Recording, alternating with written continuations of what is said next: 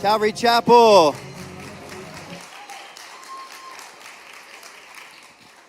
Good evening. How are you? This is a good group. Friday night, a bunch of you, a fantastic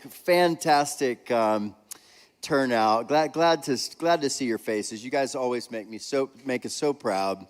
What a blessing! If you can hear my voice outside, we're going to get started. You want to just come on in, and we've got a really special evening here with William Federer, Bill Federer. I'm reading his book, and it's riveting. It's a little frustrating because I've underlined about all of it. So that gets frustrating because you're like, I don't think my retention is a little, So I go back and I've almost finished with the book, and I've used 2 pens. I mean, the ink is gone. This is going to be fascinating for you. We're going to have a wonderful night. we have, you know that we have, Adam and Ann, our desire is to see, the church equipped for us to understand what it is that we're facing. And there, if you remember, many of you came when Dr. Vodi Bakum came, and he talked about as we dealt with social justice, and he sort of used the great theologian Diego Montoya's, deal there. You keep using that word. I don't think it means what you think it does. And we talked recently, increasingly so, there's been some sort of a new odd fascination with this idea of socialism. And it sounds nice. It's all going to be fair. We're all going to have the same.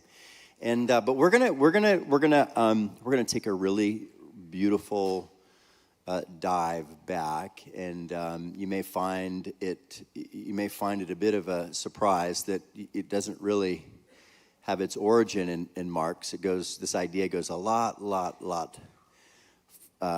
earlier than that, and so as the church, we need to know the truth. Truth sets us free, keeps us free. And we're gonna hear some. You're going to be blessed. I've just had the privilege to pick Bill up at the airport and have just a little bit of time with him. And so you're gonna have, in just a short while, you'll have more time with him than I ever had. But you're gonna be encouraged and blessed. So could you give a southern, warm, rowdy welcome to Bill Federer?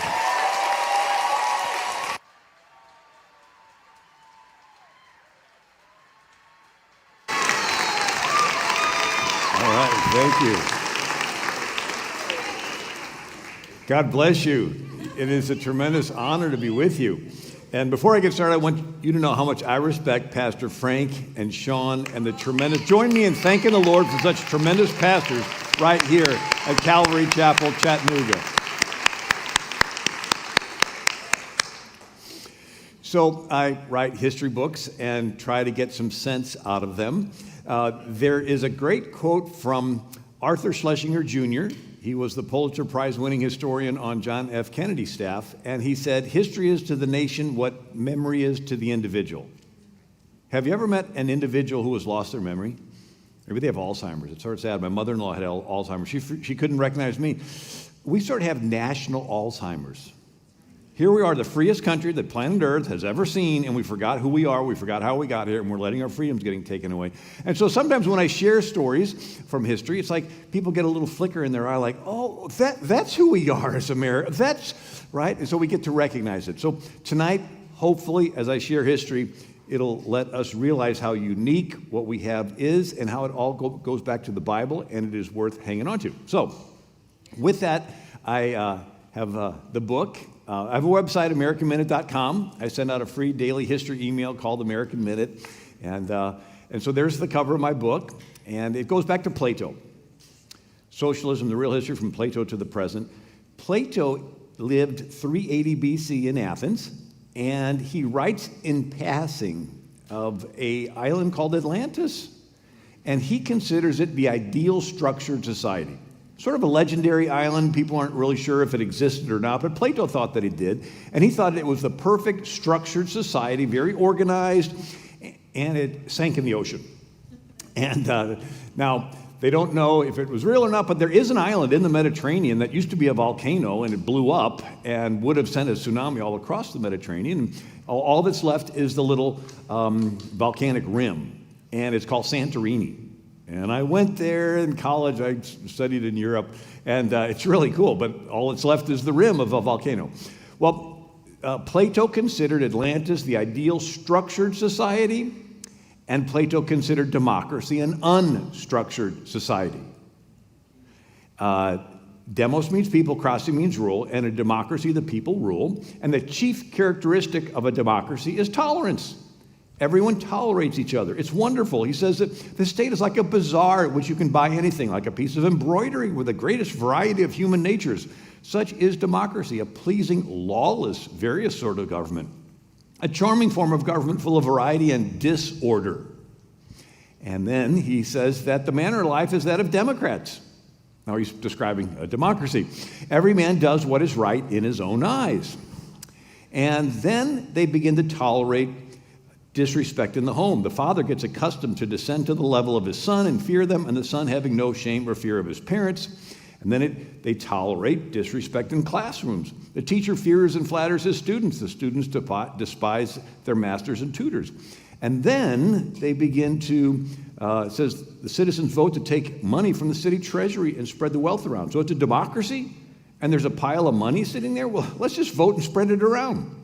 Now the treasury's empty. And then what do they do next? Well, let's just vote to take the money from the rich people.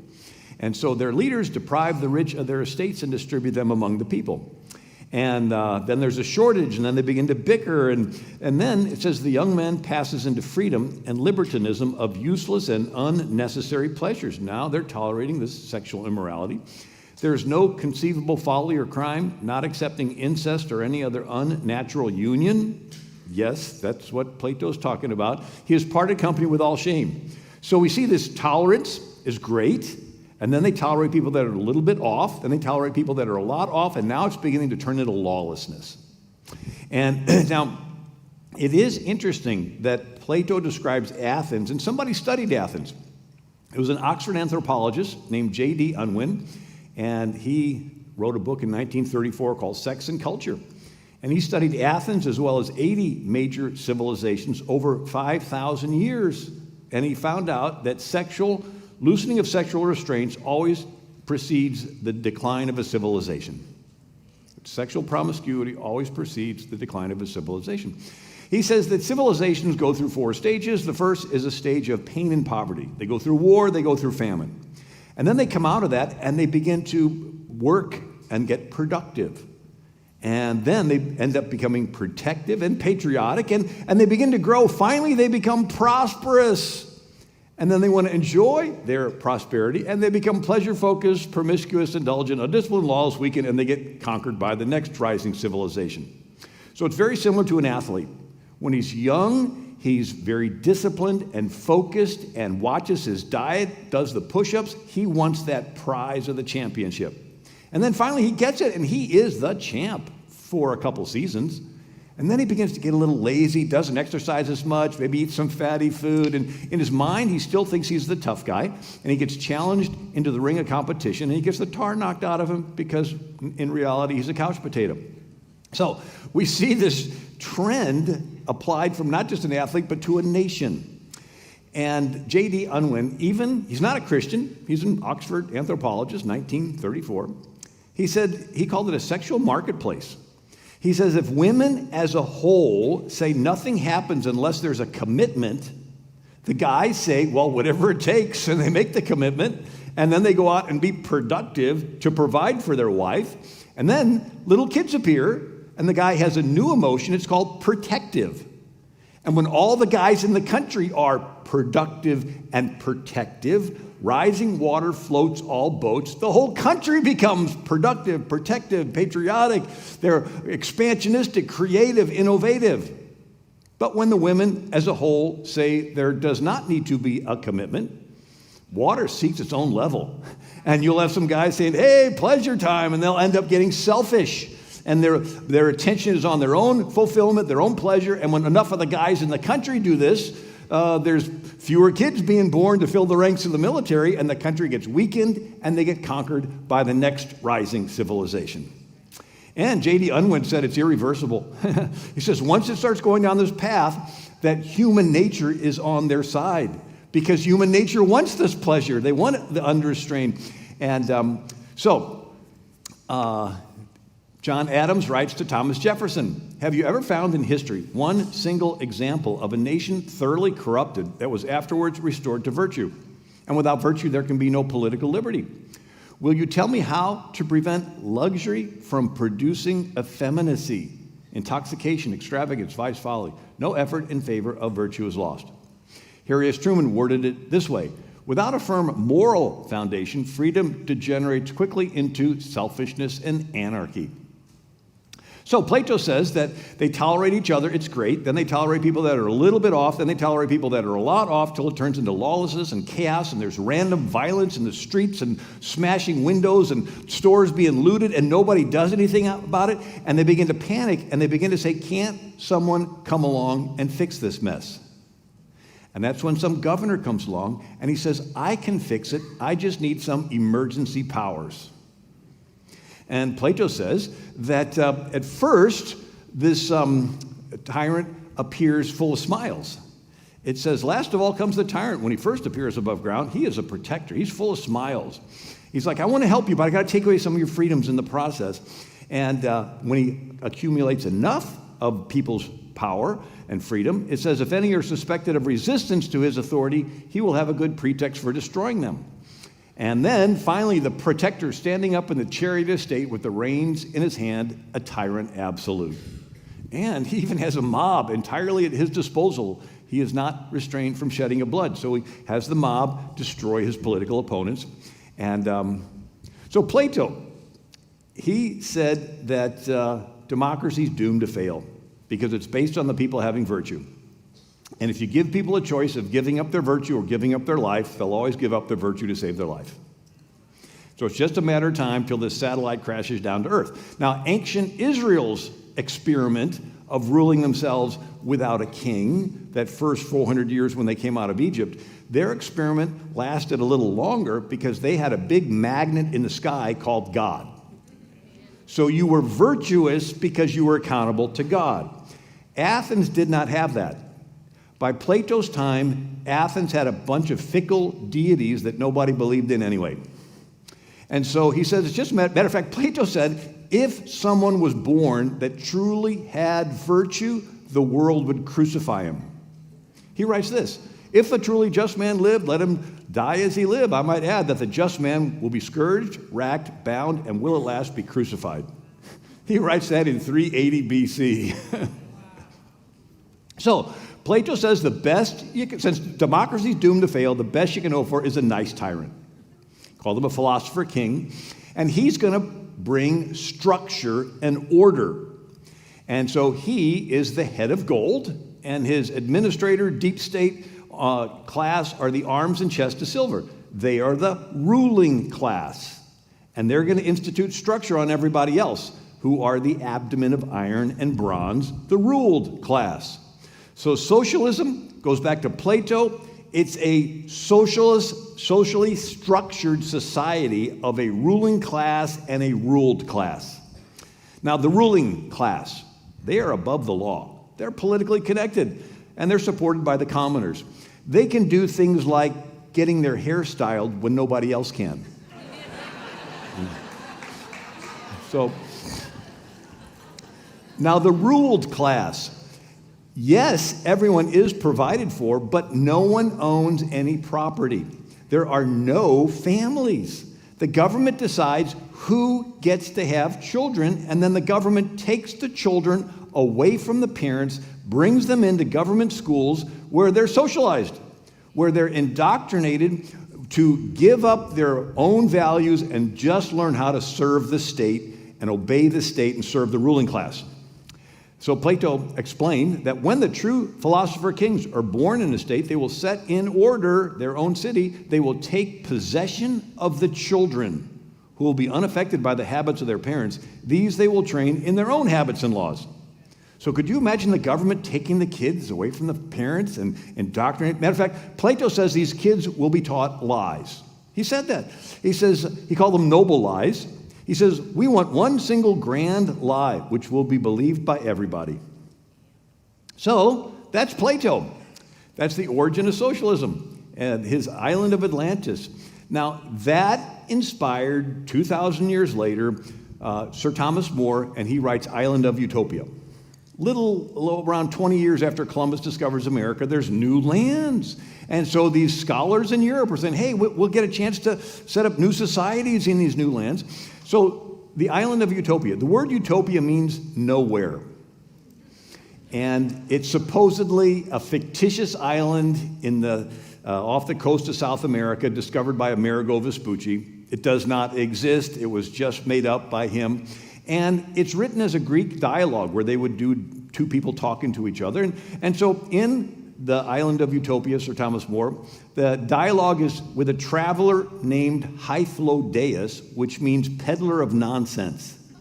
So we have the island of nowhere told to us by the peddler of nonsense. And on this island, it's like Atlantis. It's perfectly structured.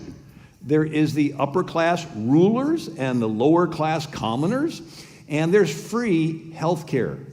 There's free identical clothing. Everyone receives free welfare. There's free meals in monastic communal style dining halls. Everyone lives in free identical 3-story houses, and there are no locks on any doors. There's no private property. All property is held in a communal warehouse that the deep state ruling class decides who gets what. There are no taverns, no ale houses, no coffee houses, no places for private gatherings. There is no privacy. And this is Sir Thomas More. He goes on, everyone is tracked, everywhere they go with a vaccine with an internal passport. And then he says the government decides everyone's careers, that you have to work the rest of your life. There are no families on Sir Thomas More's island of Utopia. Childbearing is regulated by the government, very similar to China's one-child policy or Planned Parenthood. Margaret Sanger said, no woman shall have a legal right to bear a child without a permit. So now we have Atlantis, 380 BC. We have Island of Utopia, written 1516 AD. And then a century later, you have Sir Francis Bacon, and he writes New Atlantis. He names it New Atlantis because he is specifically referring back to Plato's Atlantis. And on Francis Bacon's New Atlantis, it's a fictitious island in the South Pacific. Very structured. There's the ruling class, there are the commoners, a little more scientific careers because the scientific revolution was taking place at this time. But the government dictates everything. Someone wrote a satire on this, and you've read it. Jonathan Swift's Gulliver's Travels. Here's Gulliver washed up on the island of Lilliput and finds out, lo and behold, it's a structured society with this ruling class that's ridiculous, wanting to control everything, and these poor common people that have to work their jobs, right? Why is this important? The Pilgrims came to America around this time. Now, the Pilgrims originally were a company colony. What's that? They didn't have any money. They had to borrow it from people to do their boat ride. And so the people they borrowed it from formed a company, and they made bylaws. So the bylaws that the Pilgrims initially tried to do their colony with were drawn from these investors looking back to Plato, Sir Thomas More, Sir Francis Bacon. And so the bylaws say this: all profits and benefits that are got by trade, traffic, trucking, working, fishing, or any other means shall remain still in ye common stock. And all are to have their meat, drink, and apparel, and all provisions out of ye common stock. And the Pilgrims tried it and almost starved to death. And he says that Governor William Bradford says the failure of that experiment of communal service, which was tried for several years by good and honest men, proves the emptiness of the theory of Plato and other ancients applauded by some of latter times. Lo and behold, the governor of the Pilgrims, they knew that they were trying to live out Plato's society of everything owned in common. So we had this theoretical, Plato, Sir Thomas More's Island of Utopia, Sir Francis Bacon's all theoretical, and the Pilgrims knew they were trying to live out this theoretical thing, and it didn't work. William Bradford, the governor of the Pilgrims, said that the taking away of private property and possession of it in community would make a state happy and flourishing as if they were wiser than God. For in this instance, community of property was found to breed much confusion and discontent and retard much employment which would have been to the general benefit. For the young men who were most able and fit for service objected to being forced to spend their time and strength and working for other men's wives and children without any recompense. The strong man or the resourceful man had no more share of food, clothes, etc. than the weak man, who was not able to do a quarter what the other could. This was thought injustice. The aged and graver men, who were ranked and equalized in labor, food, clothes, etc., with the humbler and younger ones, thought it some indignity and disrespect to them. As for men's wives, who were obliged to do service for other men, such as cooking, washing their clothes, etc., they considered it a kind of slavery, and many husbands would not brook it. You're not going to wash that other guy's clothes. And let none argue that this is due to human failing, rather than to this communistic plan of life in itself. Governor Bradford says, I answer that God, in his wisdom, saw that another plan of life was fitter for them. So they began to consider how to raise more corn and obtain a better crop so they might not continue to endure the misery of want and starve through another winter. After much debate, the governor, with the chief among them, allowed each man to plant corn for his own household. Wow, what a novel idea. So every family was assigned a parcel of land. This was very successful. It made all hands very industrious so that much more corn was planted than otherwise would have been by any means and gave far better satisfaction. The women now went willingly into the field and took their little ones with them to plant corn, while before they would allege weakness and inability, and to have compelled them would have been thought great oppression.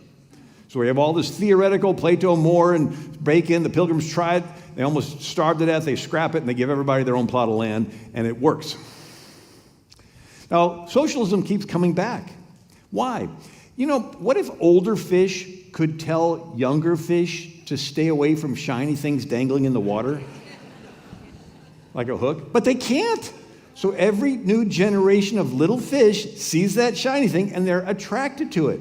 Socialism is a shiny thing dangling in the water. Free food, free welfare, free clothes, free education. Free is attractive, but there is a hook there. You give up your freedom and your independence. Now, didn't the early church own everything in common? Well, let's look at it a little bit closer. It's the difference between voluntary and involuntary, and church versus government. So, the early believers voluntarily sold their land, and they brought the money to the feet of the apostles for the church to distribute. They were not forced to sell their land involuntarily and lay the money at the feet of Pilate for the government to distribute. See, the Bible's into private property. When they go into the promised land, the land is divided up and given to each family permanently. Your family gets to own property. Now, if you own property, you can accumulate stuff. That is called being blessed. And then you can be moved upon in your heart to give away some of your stuff. That is called charity, right?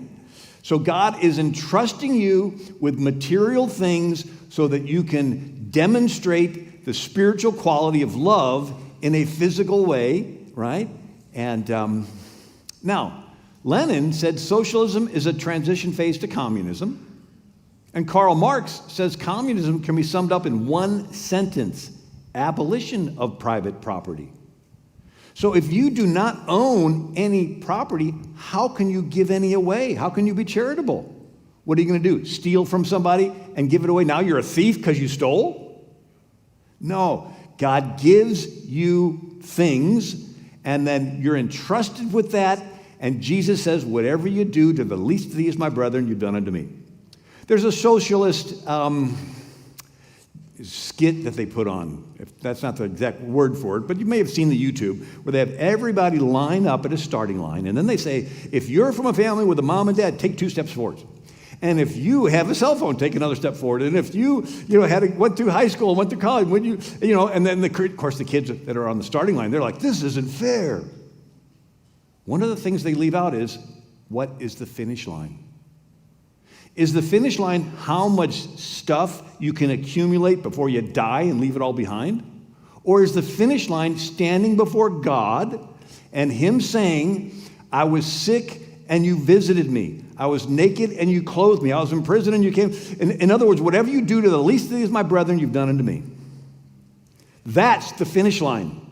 Yes, you may have stuff. Some might have more stuff. Some might have less stuff. But all of us are going to stand before. When you get rid of God, then it's just how much stuff you can accumulate before you die. So there is confusion as to the role of government. In the Bible, God clearly gives commands to 5 groups. individuals, families, business, church, and government. There are commands for individuals to take care of the poor. There are family commands, but most of the family commands are husbands love your wives, children submit to your parents.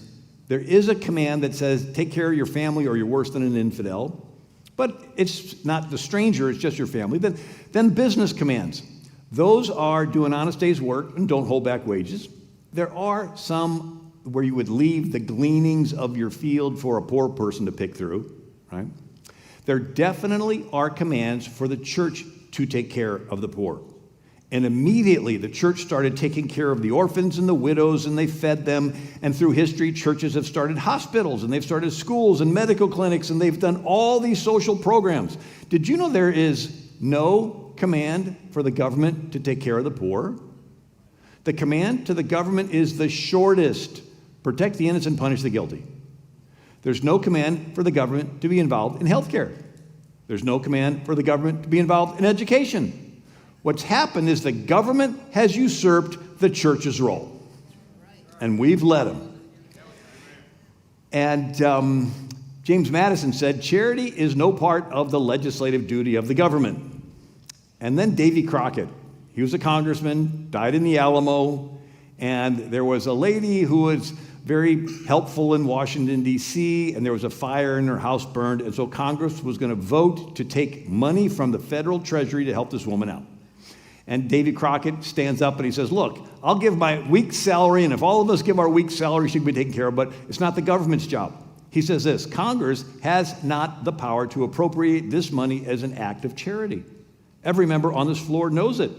We have the right as individuals to give away as much of our own money as we please in charity. But as members of Congress, we have no right to appropriate $1 of public money as charity.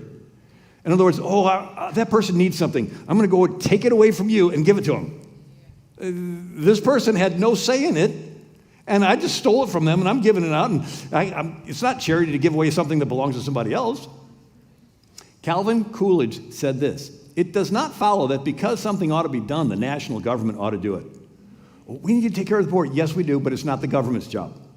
We need to help the immigrants. Yes, we do, but it's not the government's job. We need to help the inner city kids. We need to do all of that, but it's not the government's job. It's the individuals, it's the churches, and so forth. Gerald Ford worded it this way: people say, why don't you expand that program and spend more federal money? I look them in the eye and say, do you realize that a government big enough to give us everything we want is a government big enough to take from us everything we have?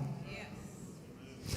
So socialism can take over, sort of like a drug dealer, can take over a neighborhood two ways. He can come in with guns, or he can give everybody free drugs. And they get hooked. And then he comes and says, oh, you want some more drugs? You're going to have to give up some of this, give up some of that. You're going to have to sell your body into prostitution. You're going to have to do this, that, and the other if you want to keep getting it. Right? Socialism can take over two ways. They can come in with tanks, or they can give away free stuff. Everybody gets used to the free stuff, and then they say, oh, you want to continue to get your money? Well, you got to get this shot, and you got to start doing this, and you got to give up this value and this moral and so forth. Now, when the church helps someone, it wants them to get better off so they can help the next needy person that comes along, and the body of Christ can grow. It keeps replicating and meeting the needs of people. When the government helps anyone, it's always in exchange for something. Remember Joseph in Egypt, and right? The government comes to him and says, you need some grain? We'll give you grain, but it's in exchange for your land. It's in exchange for your cattle, in exchange for your lives, in exchange for your votes, right? And I'm talking about it in tomorrow, but that's the dilemma. You have, sometimes you get good people in office, and they want to have the government help, and they start off with a very good intention. And so in Joseph's case, he concentrated power and he helped. What did he do? He used that to feed his family, right? All the children of Israel come there. It was good. He fed them and gave him the best land in Goshen and gave him jobs taking care of the Pharaoh's cattle and so forth. It was good. But then there was a new Pharaoh that did not know Joseph. And he used all that concentrated power to oppress the children of Israel, making them throw their boys in the Nile River. So that's the dilemma, right? You get one party in power, and they say, let's concentrate stuff. We got this good program. But over time, that program ends up being used by somebody else to become oppressive and to force people, right? Jimmy Carter started the Department of Education. It's like, oh yeah, we wanted the kids to do good on scores and everything. And now it's turned into pushing all kinds of different sexual agendas and so forth. Now, when the church helps, the giver experiences the joy of being used by the Lord. We've all been there. The recipient experiences the love of God through a real person and is grateful to God. Right? There's a relationship there, and you can develop that relationship into a family. And when the government helps anybody, it's impersonal.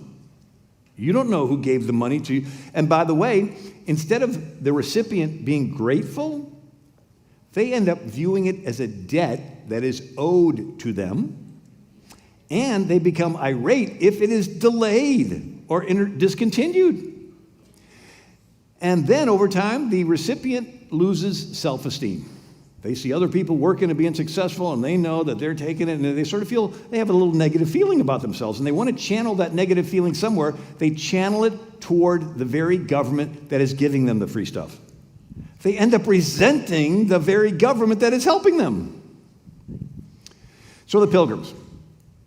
The Pilgrims switched from company to covenant. What's the difference? Involuntary to voluntary. So instead of everybody being taken care of because these bylaws say we're going to forcibly take it away from you and then somebody's going to be redistributing it, we're going to go voluntary. You grow your own stuff, and then you will take care of the poor, because Jesus says, whatever you do to the least of these, my brethren, you've done unto me. And so you voluntarily take care of the poor versus forcibly taking care of them. Does that make sense?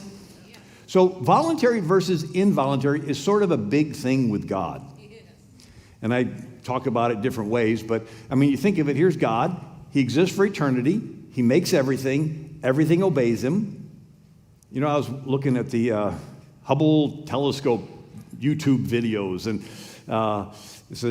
for those not familiar, the Hubble telescope, they launched it in the 1990s. It's a satellite, and it doesn't have the atmosphere in front of it, so it can get very clear pictures. So in 2003, they focused the Hubble telescope on a spot in the sky where there was nothing. The spot was so small, if you were to take a grain of sand and hold it out against the night sky at arm's length, that's how teeny of a spot they focused this Hubble telescope on for 2 weeks. They developed the images. In that little spot, the Hubble Ultra Deep Space Field, in that little spot, they found 10,000 galaxies with 1 trillion stars in each galaxy. And because of light travels in waves and speeds, the red is the slowest wave, blue is the fastest wave, and so they would see the red, so it's a red shift, which means that galaxy is moving away from us, right? Which means that it had to come from somewhere, so that they think that was the Big Bang, right? When God said, let there be light, and so forth. But the universe, they think, is 93 billion light years across and still expanding at the speed of light. The largest star they found is Stephenson 2-18. It is a super gas giant. It is so big that if they were to put Stephenson 2-18 in our solar system, it would engulf the orbit of Saturn, the 6th planet from the sun. We're the 3rd planet from the sun. Could you imagine one star that would not only engulf from here to all the way to the 6th planet? In other words, God is all powerful. Face it, he is all powerful. He creates time, he creates space, he creates matter, he's all powerful. He makes and everything he makes follows laws. Laws of physics, laws of planetary motion, laws of gravity, laws of optics. Everything follows law. He's a God of laws. Very organized.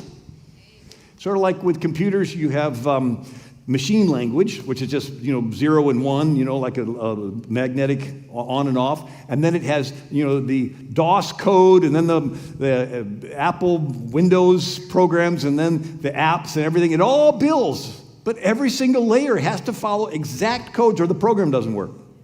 That's the way God made everything. The little quarks and leptons and muons that make up the protons and neutrons that make up the atoms that make up everything follows these orders. God is a God of order. He's got laws, and he has laws for human behavior. We just have the choice as to whether or not to follow the laws. So this is where it gets interesting. So here's God. He is all-powerful. It's not that he knows everything. It's impossible for him not to know everything. He exists for eternity. He exists for eternity, makes everything, and everything obeys him. And it's almost like sometime in eternity past, he said, been there, done that. I can make things that obey me. I mean, what's a universe anyway? What's a star? What's a planet? It's a rock. A rock cannot love you.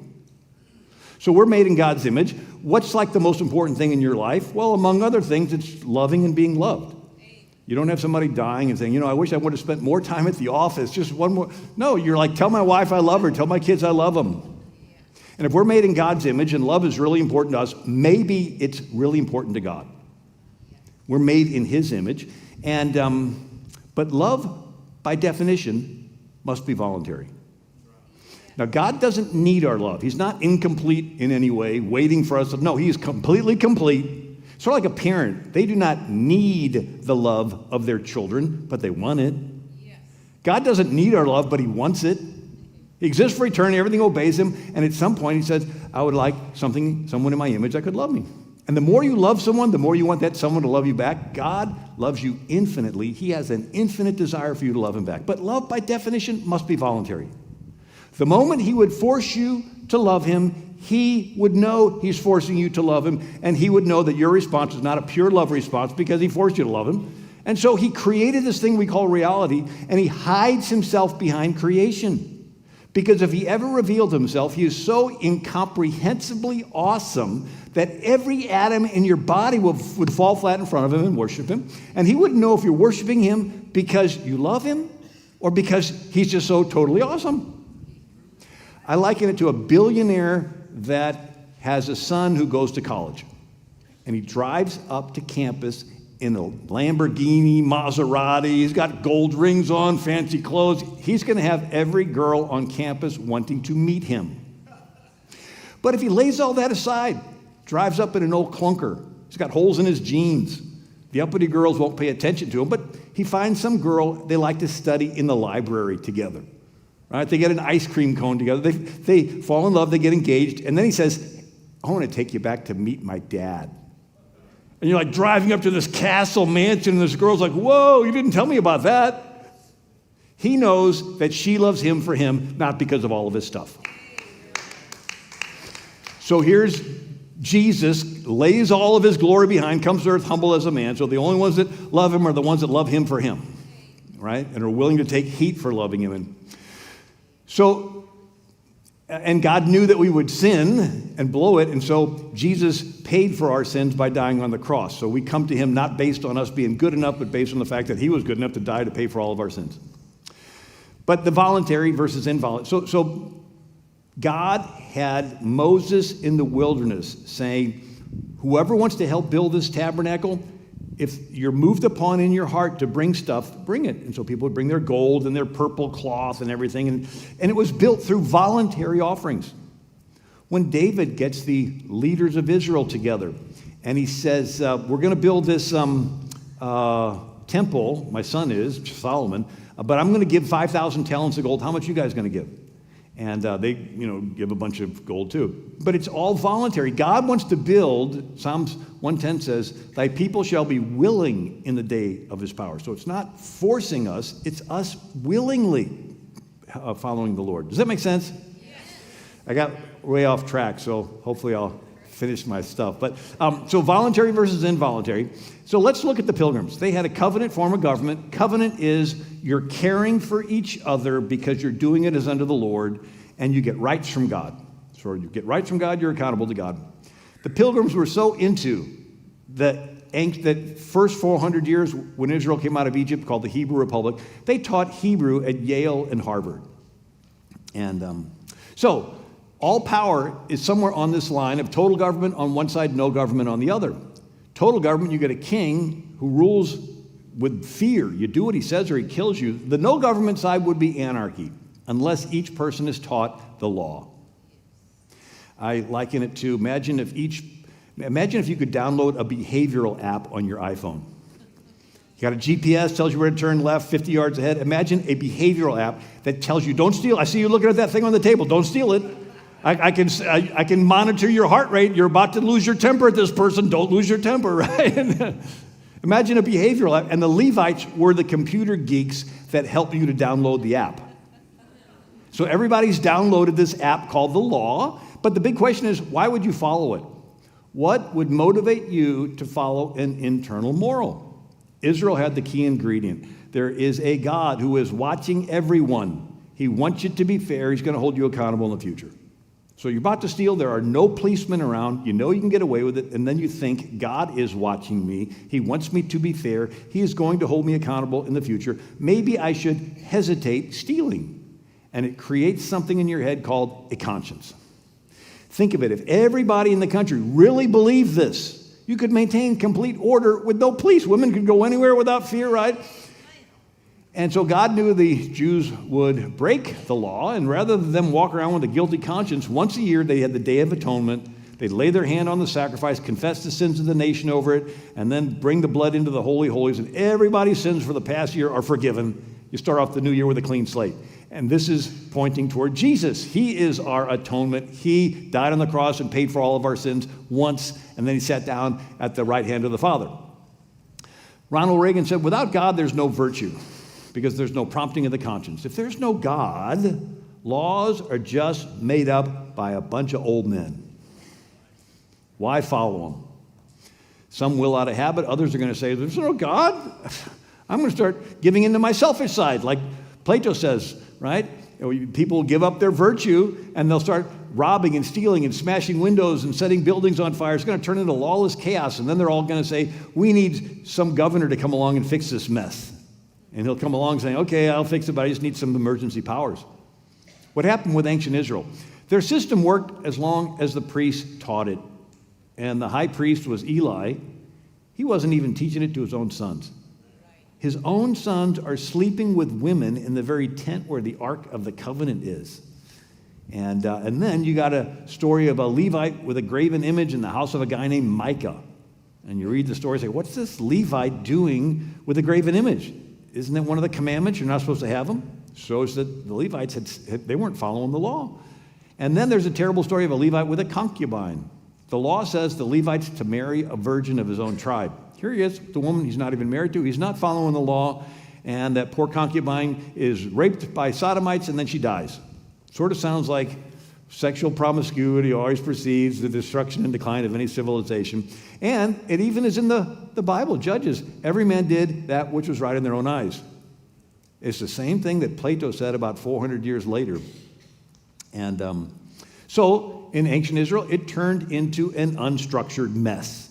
You read those chapters in the book of Judges, and, we get to kill all the Benjamites here, and a bunch of them die, and then they kill a bunch there, and it just turns into chaos. And out of that chaos, they all go to Samuel the prophet, and they say, we want structure. We want to be like all the other countries. We want a king.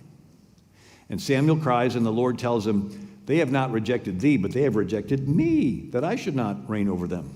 So God's original plan for Israel was to not have a king, have everybody be taught the law. And so Saul ruled as a tyrant.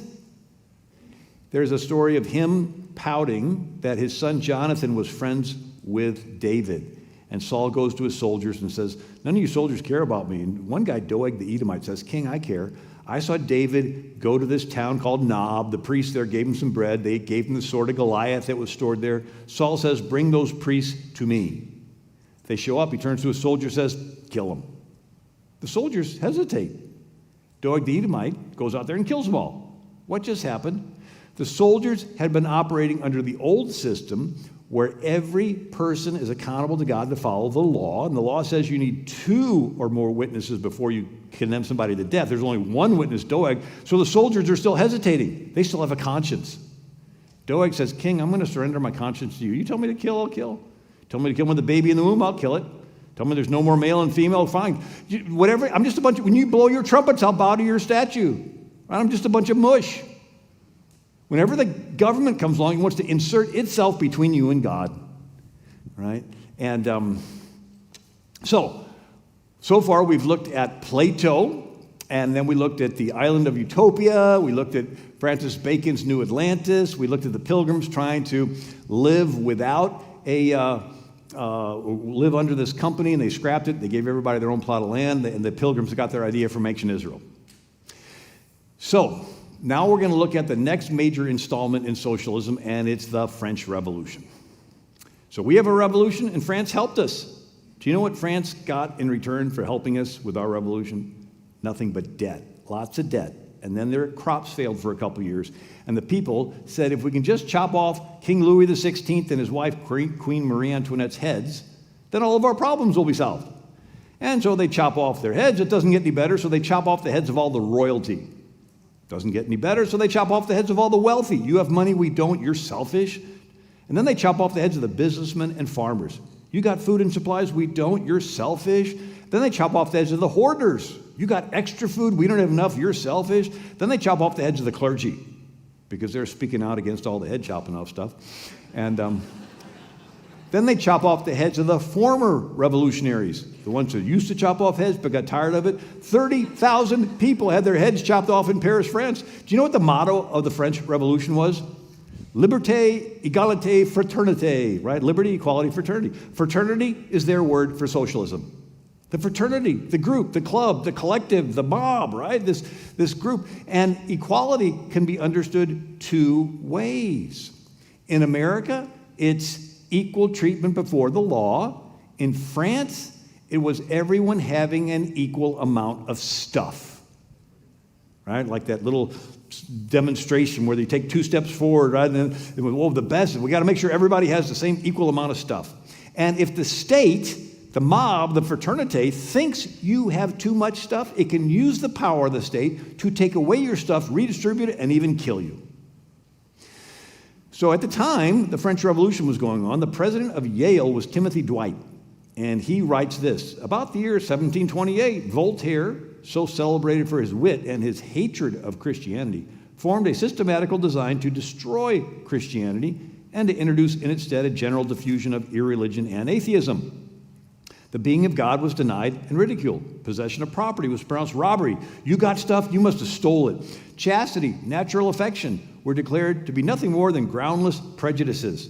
All right, so now we're into that sexual promiscuity, adultery, assassination, poisonings, and other crimes of like infernal nature, like smashing some store windows of innocent people. They're taught as lawful, provided the end was good. The education of youth, books replete with infidelity, irreligion, immorality, and obscenity. I've seen those textbooks in California. To destroy us, therefore, our enemies must first destroy our Sabbath and seduce us from the house of God.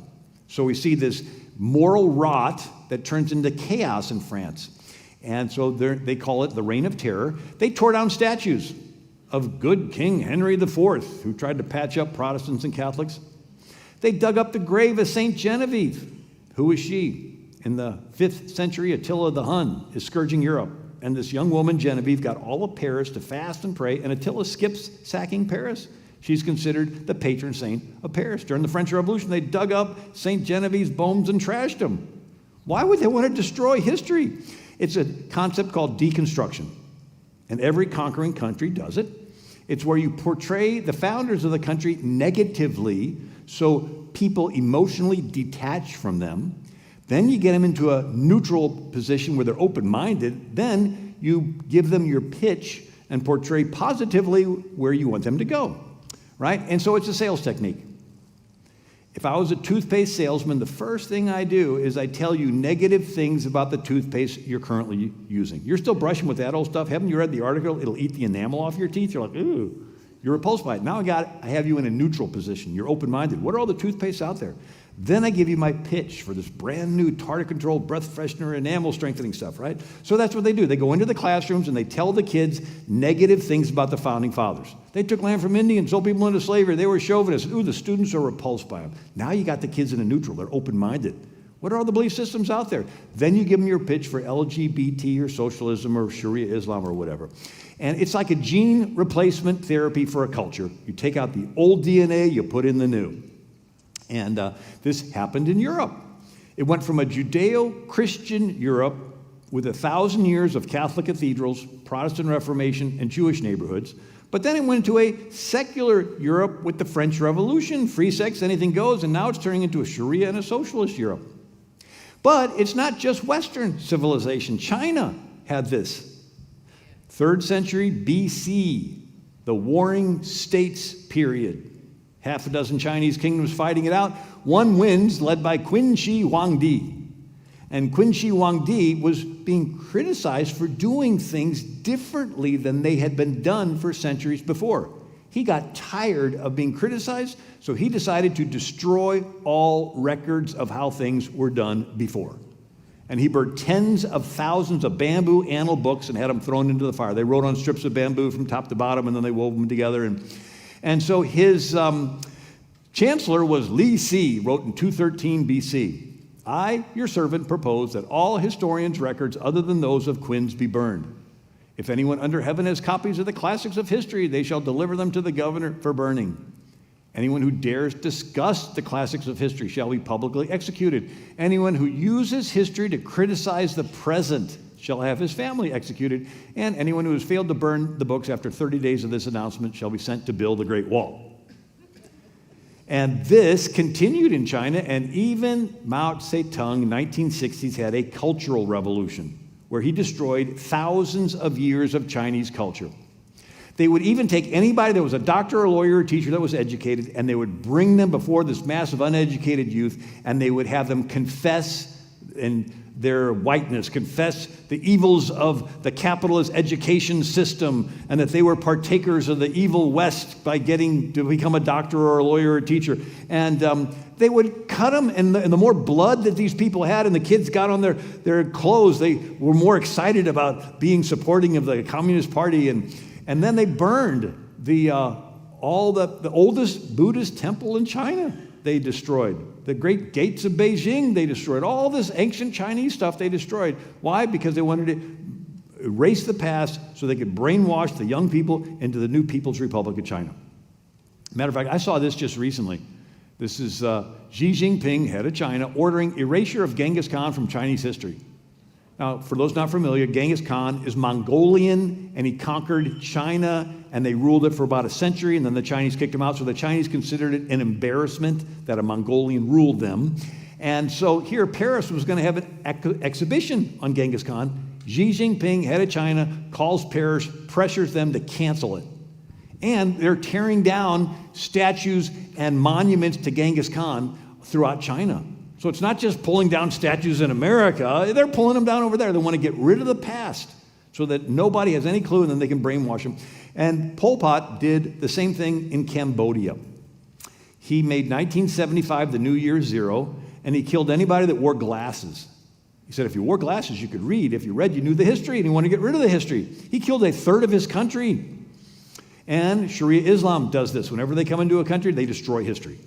They rename everything with Arabic names. You know, the oldest library in the world was in Alexandria, Egypt. And Caliph Umar's men go in there, and they have this library, and they say, what should we do with all these ancient books? And he says, every book that does not agree with the Quran, destroy. And every book that does agree with the Quran is redundant because we have the Quran, so destroy them all. Supposedly it took 6 months, and they're still doing it today. This is actually a picture of the 8th and 9th century BC Assyrian museum that still existed in Mosul, and they're destroying it. And so we're seeing this today. It's called the 1619 Project, Howard Zinn, People's History of the United States. It's intentionally designed to portray the founders of the country in a negative light so that students emotionally detach from them so that then they can be brainwashed into a socialist future. Carl Sandburg, a poet, wrote, when a nation goes down, one condition may always be found: they forgot where they came from. So the French Revolution, they want to erase Christian heritage. And they destroy monuments and desecrate graves and religious meetings, and churches are closed and no Christian schools. And the nuns started hospitals. I don't know if you're familiar, but the Catholic nuns would dedicate their lives as Sisters of Charity of St. Vincent de Paul, and they started hospitals across Europe by the hundreds. Matter of fact, the nurse's little hat came from the nun's hat, right? And so during the French Revolution, they were making these nuns give up their faith, or they would chop their heads off and they wouldn't give it up. And so they lined them up in front of the guillotine, and they're singing their church song, and one by one, they're getting their heads chopped off, one singing, one less voice singing until they chopped them all off. Sort of like today, they want to, sue the Little Sisters of the Poor for not doing the Obamacare thing. Anyway, so priests and ministers, those who harbor them, executed on sight in France. Similar thing happened in Mexico under 1917, President Calles. And then there's a rural area. They're far away from the capital. They think they're safe. And they send the federal troops to this area called the Vendée, and they kill 300,000 men, women, and children in France. It's considered the first modern genocide. And it became a model for every socialist revolution since, that it's okay to kill off all the old people that are holding on to the old order so that you can bring in something new. And Robespierre is the head of all this. He puts a prostitute in Notre Dame Cathedral, covers her with a sheet, so this is the goddess of reason. And they don't want done in the year of the Lord, so they make 1792 the new year one. They used this calendar for 15 years in France. They didn't want a 7-day week, so they went all the way through and they renumbered everything. They came up with a 10-day week. Each day had 10 decimal hours. Each hour had 100 decimal minutes. Each minute had 100 decimal seconds. They said 10 was the number of man because you count with 10 fingers. They made every measurement in France divisible by 10. They called it the metric system. Maybe that's why I never really liked the metric system. So in France, there's no God anymore. Who decides what's right, what's wrong? The mob, the state, the fraternity, the group, right? And so out of that unstructured mess, they get a dictator named Napoleon, right? So democracies and republics where the people don't have morals and virtue turns into chaos, out of which some governor comes along and says, I can fix it, right? And he turns out to be a dictator. That's what happened with France. Right? They had their democracy and republic, but the people had no morals. It turns into this lawless chaos, and out of it you get Napoleon seizing power. And now, Napoleon conquers Europe, 6 million people die, and afterwards the king of Prussia, which was a German kingdom, he didn't want to be conquered that easy again, so he wanted to strengthen his state. And so he needed a philosopher whose name was Hegel, who taught at the University of Berlin. Before I tell you about Hegel, I want to bring you through 4 steps to see this transition. First, we go from pilgrims. They have a covenant form of government where you're committing to take care of each other, but it's voluntary because you're doing it as unto the Lord and you get your rights from God. Right? The century after the pilgrims is the age of Enlightenment, and covenant turns into social contract. So we're not committed to caring for each other. We just agree with each other. And if God is there, he's distant. This comes out of the scientific revolution where you have Sir Isaac Newton discovering there's laws of gravity, laws of optics, Copernicus, heliocentric sun, Kepler, laws of planetary motion, Boyle discovering laws of pressure. All these guys are discovering laws, and some theologians say maybe God created everything with laws, and like a guy winds up a clock and sets it on a shelf and just follows the gears. And so, yes, he created everything, but he's sort of distant. He's sort of removed. He's not involved. Don't even bother praying. It's just going to work its way out, right? So you go from covenant with a personal God to now it's a social contract with an impersonal God. The century after this is the French Revolution, and it turns into social contract with no God. You get your rights from the group, you're accountable to the group. And the century after that, you have Marxism and socialism where the state is God. And that's actually the term they used. So Hegel said the state is God walking on earth. We must worship the state. All the worth which the human being possesses, he possesses only through the state. So you don't have any, I'm created in the image of God. No, it's just the state. Rousseau, who wrote The Social Contract, says, when the state says to a citizen, it is expedient for the state that you should die, he ought to die because his life is a gift made conditionally by the state. And so 100 years later in Germany, 1933, it says, Nazi Ministry of Justice authorized physicians to end the sufferings of incurable patients. No life still valuable to the state will be wantonly destroyed. And, of course, Pol Pot, to keep you is no benefit, to destroy you is no loss. It's only if you benefit him does he think your life is worth something. And so we go from pilgrim covenant under God to Age of Enlightenment social contract with a distant God to French Revolution social contract with no God to socialism where the state is God. See how important it is to have a personal God to keep that from happening? Hegel says the state recognizes no authority but its own. It acknowledges no abstract rules of good and bad. What's an abstract rule of good and bad? You mean like the Ten Commandments? Right. There's no God. There's no rules. It is just a power grab by the state. And if you help the state grab more power, the state thinks your life is useful to it. If you don't, or if you challenge the state will use its power to crush you. Now, Eisenhower said this, in many lands, the state claims to be the author of human rights. If the state gives rights, it can and inevitably will take away those rights. The Founding Fathers had to refer to the Creator in order to make the revolutionary experiment make sense. We had to claim that we had rights not from the king, but from a source higher than the king. And the king was infringing on our God-given rights, and therefore we are justified in rebelling. So do your rights come from the government or from a source higher than the government? One time I was talking to a person, they said, I'm an atheist, I don't want to believe in God. I said, well, do you like having rights the government cannot take away? She said, yeah. I said, then those rights need to come to you from a power higher than the government. That's why the founders said all men are endowed by their Creator. And John F. Kennedy said, the rights of man come not from the generosity of the state, but from the hand of God. If there's no God, your rights come from the state. And this atheist woman said, you're good.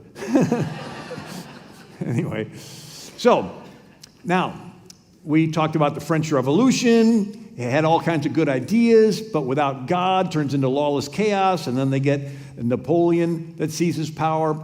And then you see that there's a natural trend. Self-government without the people having morals and virtue ends in discord, chaos, unstructured mess, out of which a tyrant usurps power. There are some politicians that want to speed this along. And so they want to intentionally create or capitalize on discord and chaos so that they can consolidate control. And the Bible talks about how good and pleasant it is for brethren to dwell together in unity. And then the Bible says in Proverbs 6, the Lord hates those that sow discord. So we have unity, we have discord. Imagine being in heaven and Lucifer sowed discord in heaven. Right? Got a third of the angels to follow him and rebel against God. And so the devil's whole strategy is to sow discord. Now, we see this in the first 400 years of Israel out of Egypt. They were the Hebrew Republic before they get King Saul. But about a century before Saul, it almost ended with a guy named Abimelech. So Gideon defeats 100,000 Midianites. There's peace. There's no threat. There's peace. And he had an illegitimate son named Abimelech, and he goes to the town of Shechem, and he does identity race politics. He says, is it better for you that all the sons of Gideon reign over you? Remember also that I am your bone and your flesh. And the brethren spake in the ears of all the men of Shechem, and their hearts inclined to follow Abimelech, for they said, he is our brother.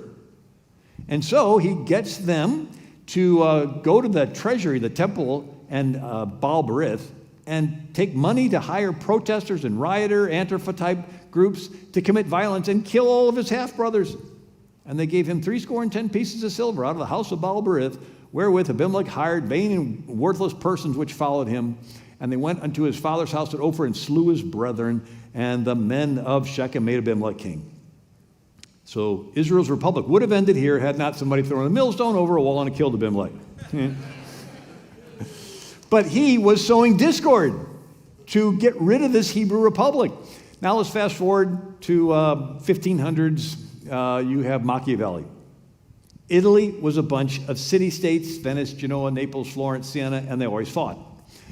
Machiavelli thought if one prince could control all these city-states, it would stop the infighting. And so he wrote a book where he says the ends justifies the means. The end of one prince controlling all of Italy is such a good end, because it'll stop the infighting, that any means necessary to get there is justified. Lie, cheat, steal. So if a prince conquers a city, the people of the city would hate him. But if the prince paid criminals to kill cows, burn barns, smash windows, the people would panic, and the prince would come in and be willing to get rid of the people that are creating the problem, the ones that he's paying under the table, nobody will know the better for it, and everyone will praise the prince as a hero. So it's good marketing. You create the need and fill it. You go around the back of the house and set it on fire. Then you go around the front of the house and sell them a fire extinguisher. And they'll pay anything for it and even thank you for being there. So it's called Machiavellianism, where you create or capitalize on a crisis to consolidate control. You know that quote a little bit better like this: you never want a serious crisis to go to waste. It is an opportunity to do things that you think you could not do before. Rahm Emanuel. Or Hillary said, an old friend of mine and my husband said, never waste a good crisis. So you and I see a crisis, our response is how can we help people through it? Ambitious politicians see a crisis, and their response is how can we push our agenda and usurp rights from people during this crisis? So we talked about Abimelech, we talked about Machiavelli, and now Germany. Germany was a bunch of kingdoms that fought, Bavaria, Prussia, Saxony, and Hegel was the professor at the University of Berlin. He comes up with something called Hegelian dialectics. It's a triangle, one corner thesis, opposite corner antithesis, top corner synthesis. Sounds complicated, but it's not. And his Hegelian dialectics influenced Darwin's evolution, and it influenced Karl Marx. Karl Marx was a member of the young Hegelian radical student group at the University of Berlin. And so Karl Marx takes this and he says, okay, thesis, antithesis, synthesis. Thesis is the status quo of a country. You have to create discord, create a problem that is real bad, and then everybody's happy to settle for your answer that's half as bad. And then that becomes the new starting point, and you create another problem that's real bad, and everybody's happy to settle for your answer that's half as bad. Then you create another problem that's real bad, and everybody's happy to settle for your answer that's half as bad. And each time they settle, they give up a little more of their individual freedom to the state. And they even do that with candidates, right? They'll start off, they'll have a candidate that's really, really terrible, but they know it's going to swing back, and so they'll run somebody as a rhino-type candidate who's only half as bad, all right? And so Karl Marx, how do you create an antithesis? You send in agitators, agent provocateurs, community organizers, labor organizers. Their job is to identify people that are being treated bad and stir them up to riot. And when the country gets panicky enough, that's when you can replace the leader with a communist puppet. And so he would organize the proletariat against the bourgeois, which is the working class against the business owners. They'd organize, so it's called critical economic theory. So critical theory is Marx's term, where you want to break people into groups and pit them against each other. So he'd organize the poor against the rich, blacks against the whites, Catholics against the Protestants, Muslims against the Christians, Hutus against the Tutsis. They actually create, so the colonial powers in Africa, the people in the Congo saw themselves as one. And they would do things like measure their head, their craniums and their heights, and they said, you're a Hutu, you're a Tutsi. And then they pitted them against each other, so they were like a genocide. And then they came in to say, well, we're going to restore order, but in the process, they took away the rights and they took control. This is how Britain took over India. India had lots of kingdoms. And British came in, had a trading post, 1714, turned into a trading fort, and then they got involved in politics, and they would notice these ancient kingdoms, and they would stir up animosity between them. They'd give guns to one, guns to the other. They would bloody each other up, and then the British would come in and conquer both and take away their guns and do it again and again and again until they took over all of India, a quarter of the world's population. They tried doing that in America, where they would go to the Indians on the frontier and give them money for scalps. Right? Fort Mims, Alabama. The British had Pensacola, and they gave the Red Stick Creek Indians, they'd give them gold for scalps, and so they massacred 500 people surrendered at Fort Mims, and the Indians brought them all out and scalped them all, brought them to the British. And so this idea that you come into a country, you break them into groups.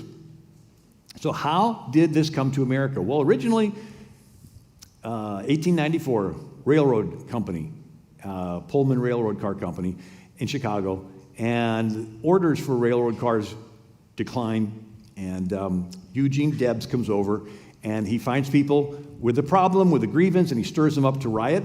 and they do riot. They spreads to 27 states. Could you imagine rioting spreading all across the country? And they destroyed $80 million worth of stuff, $80 million worth of railroad cars. Could you imagine people destroying stuff around?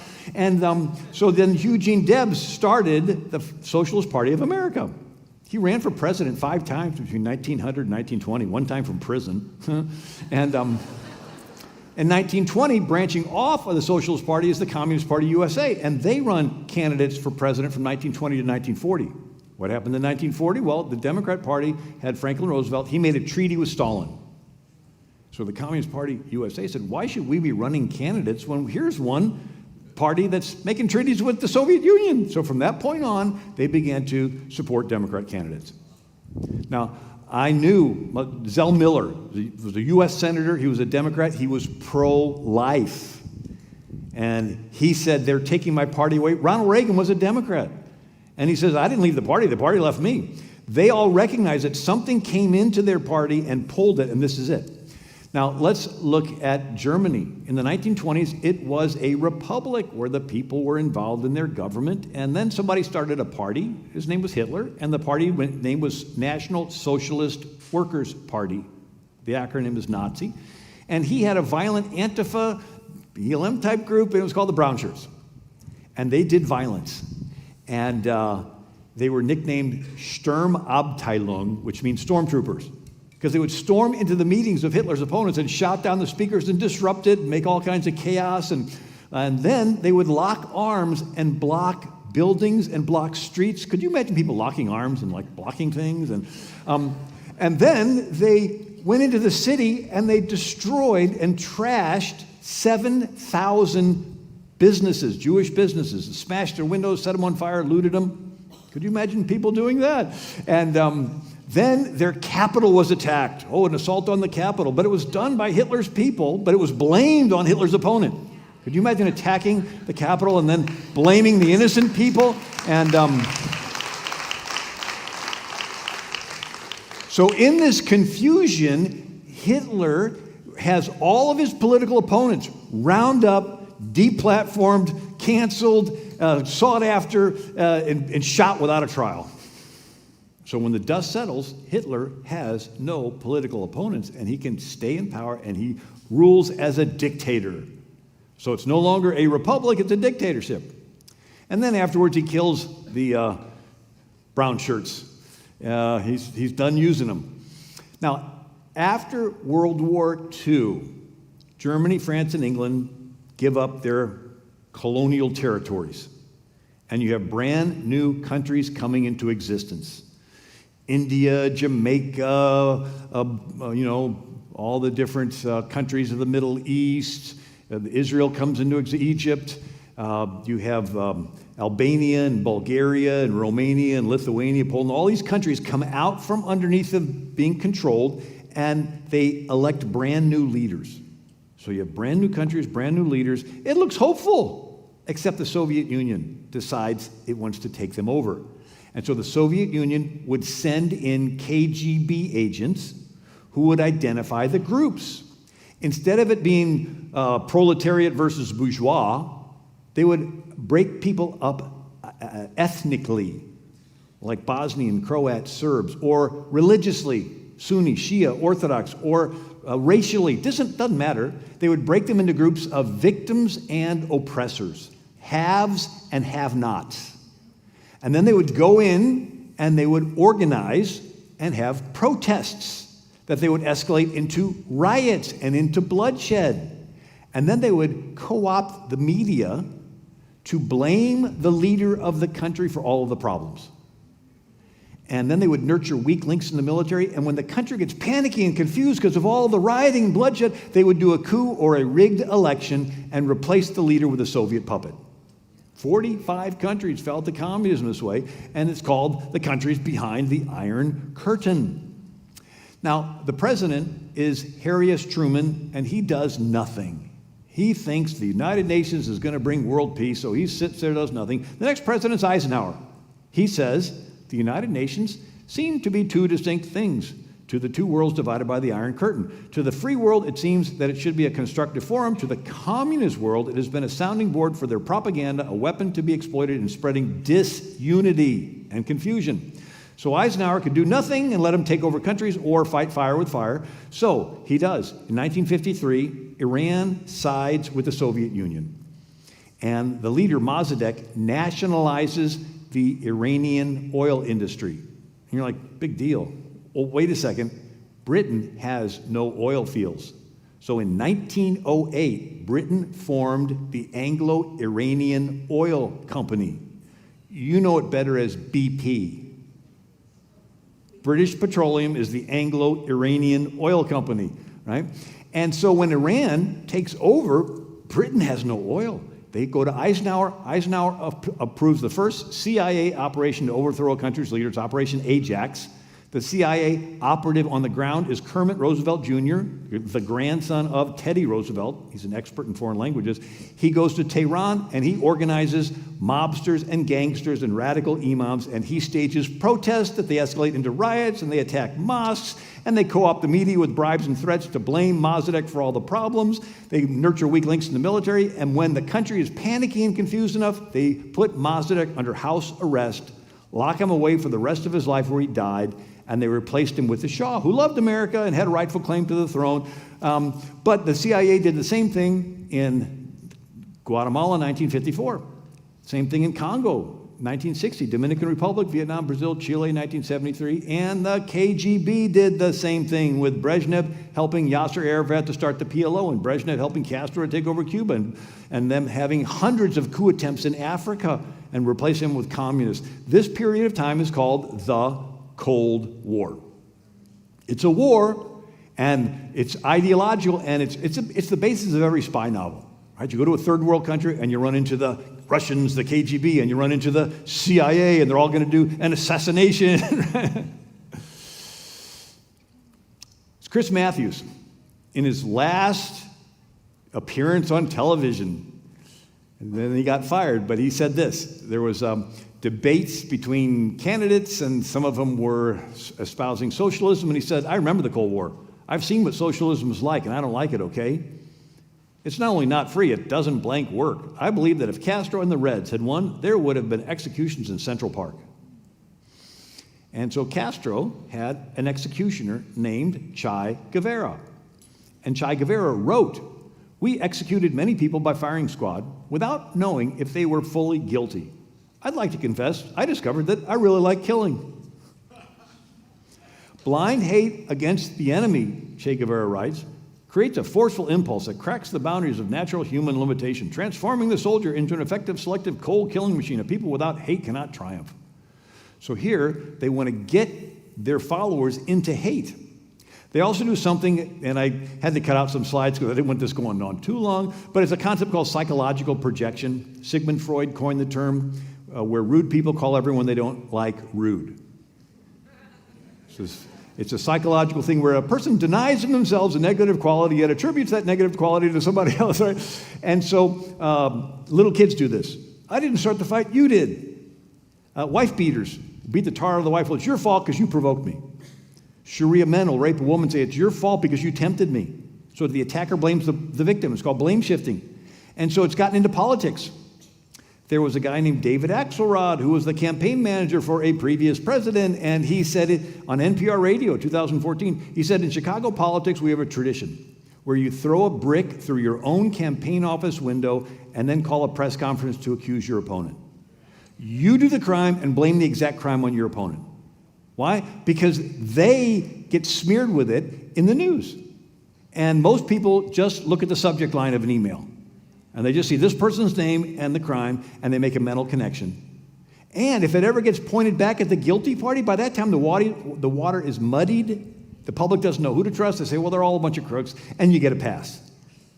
Right? You know, there was one candidate that was running for president, and as Secretary of State, this person gave away a fifth of the U.S. uranium to Russia for hundreds of millions of dollars of donations into a Clinton Foundation, right?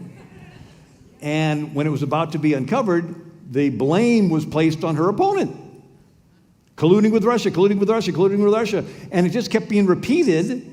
And whenever it gets pointed back at her, by that time it's old news and she gets a pass. Right? It's a very effective strategy. But this is what it is. So they hate, but they want to call you hateful. Right? They're intolerant, they want to call you intolerant. They want to associate you with it, and they get you to back up and give them more territory. And they're like, they just accuse you of stuff, and you just back up and give them, right? What happens is you need to stop and say, wait a second, you're projecting your hate on me. You're really the hateful one. You're projecting your intolerance on me. You're the one that's intolerant. So socialism, we're looking at a tactic. Here's another tactic to create a crisis. So to destabilize, Karl Marx, Frederick Engels wrote the Communist Manifesto, and then they wrote this, that they were alchemists of the revolution. Their business consists in spurring it into artificial crises. Every new crisis must be more serious and universal than the last. Every fresh slump must ruin more small capitalists. This will increase the number of the unemployed. In the end, commercial crisis will lead to a social revolution. In other words, you want to get rid of the middle class, so all that you have left is the ruling class and the ruled class, right? The head of gold, arms and chest of silver, and the abdomen of iron and bronze. You want to get rid of these middle class people. So when Stalin took over Russia, he killed all the kulaks. They were the wealthy farmers, but they had enough money to challenge Lenin. And Lenin said, don't just kill him, hang him in the town square, and P.S., get stronger men, tougher men. And this was, so when Stalin was doing a lot of killing in Russia, this was in the Chicago Tribune, 1934. Plan of action for U.S. Spend, spend, spend under the guise of recovery. Like trillions of dollars worth of spending for recovery. But the goal is to do what? Bust the government. It's called the Great Reset. Blame the capitalists for the failure, junk the Constitution, declare a dictatorship, and then on the side it says it worked in Russia.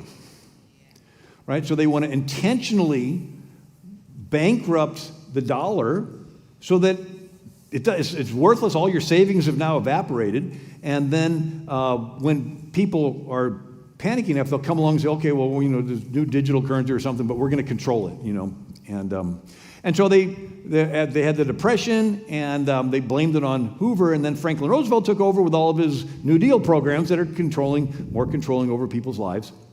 David Horowitz was a communist who became a conservative, and he said, the issue is never the issue is always the revolution.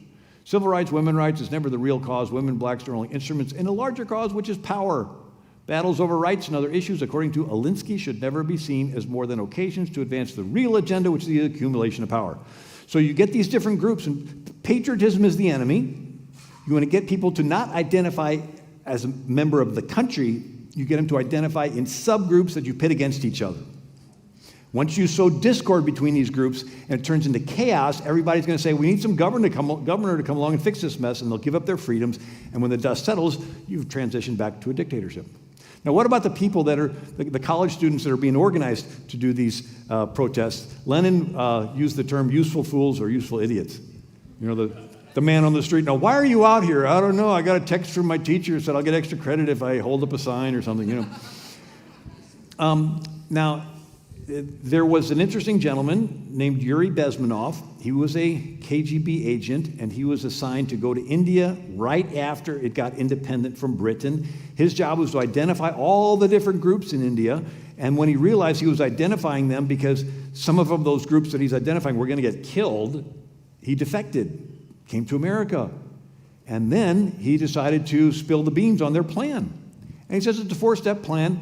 He says, first, people think of KGB like James Bond. He goes, no, because our job is to come in and identify the public opinion molders in the country. In other words, they couldn't defeat America in a 2-front world war. Their response is to rot us from the inside. In schools and education and morals and values and destroy families and everything. And he says that once they get all these leaders in media, education, pulpit, they pull them in a socialist direction, and these kids go through this education, the church members go through this, media, he says it's a 20-year process, because that's how long it takes to brainwash a generation. He says when people go through this, it's so effective, you can take them to the Soviet Union, show them a concentration camp, they'll not believe their own eyes. He says the next is a destabilizing phase, where you actually have the infrastructure begin to break down, like pipelines of gas, like railroads, and you get them to spend and get so in debt that their money is, and then you have some incident that you spark and that you fan a flame. Somebody's killed, and you fan it into this panic all across the country, and in this confusion, you do a coup or a rigged election, and then you have a period of normalization where everybody gets used to not having the freedoms that they used to have before. And then they'll have another thesis, antithesis, synthesis, and then they'll get used to that. Then they'll do another one, right? And, you and I don't think that way. We're busy raising families and everything. There are people that think this way, right? I mean, you read Shakespeare. How many have read Othello, Shakespearean play? And there's a character, Iago. And the whole play is he's plotting because he doesn't like this king. And he tells Iago's wife, he really wants you to make this guy that is his friend feel at home. So spend some time with him. And so she spends time. And then he goes to the husband. He says, your wife's fooling around with that other guy. And then and she thinks she's helping her husband by making this guy feel around. And then the husband finally gets so mad he strangles her to death. Anyway, this is Shakespeare writing about the evils of the manipulations and the machinations that people that are not Christian can do. Anyway, so he talked about infiltrating churches. And so I thought this was interesting. This is a Florida congressman, 1963, Albert Herlong, and he's listing 45 goals or tactics of the communists. One of them is infiltrate the churches, replace revealed religion with social religion. Social religion. And interesting gentleman, Manning Johnson, and you can Google him. There's actually a website that has his actual recordings, and he was a communist. He became a communist for 10 years, ran for Congress as a communist, and then he realized that the communists didn't really want to help his people. He says there was a bunch of black men that wanted to have a real estate development and have it be first class with fountains and bridges and just make it the best. And he says they sabotaged it. He says there was another bunch of black men that wanted to have a hospital. He said, Jews have hospitals. Everybody, we want to have the best hospital. And he says that they sabotaged it. He goes, you don't want to help our people. You just want us to create division. And so he left. And then he wrote a book called Color, Communism, Common Sense. Archibald Roosevelt, the son of Teddy Roosevelt, wrote the foreword to it. He gives testimony before Congress. And he talks about, among other things, their infiltrating of the churches. He says that the communists tried at first to do what they did in Russia. Get people to spit on the Bible and kick the Bible and so forth. He goes, the minority community was too attached to the Bible. So their plan was to change the gospel. And he said this, the new line went like this, Jesus the carpenter was a worker like the communists. He was against the money changers, the capitalists, the exploiters of the day. This is why he drove them from the temple. Communists are the modern day fighters against the capitalists or the money changers. If Jesus were living today, he would be persecuted like the communists. So forget the fact that God is a just God and we deserve to go to hell, but his only begotten son came down and died on the cross to pay for all of our sins, and so we can spend eternity with God, not having to worry about our sin. Forget the whole gospel thing. Jesus was just a Palestinian activist. Alexander Solzhenitsyn spent 11 years in Gulag prison labor camps. He goes, I call upon America to be more careful with its trust. Prevent those from falsely using the struggle for social justice to lead you down a false road. Now, getting close to the present, we have Saul Alinsky. He rode around with Al Capone's hitmen in Chicago, Frank Nitti, and saw how all you had to do was kill a few people, smash a few windows, and the whole neighborhood would panic. They would feel insecure, and they would be willing to surrender their freedoms to a mob leader who promised that if they pay him extortion money, that he would protect them. And so Saul Alinsky applied this to politics. He says that the first step in community organization is community disorganization. Disruption of the present organization is the first step. The organizer's first job is to create the issues or the problems. The organizer must first rub raw the resentments of the people of the community.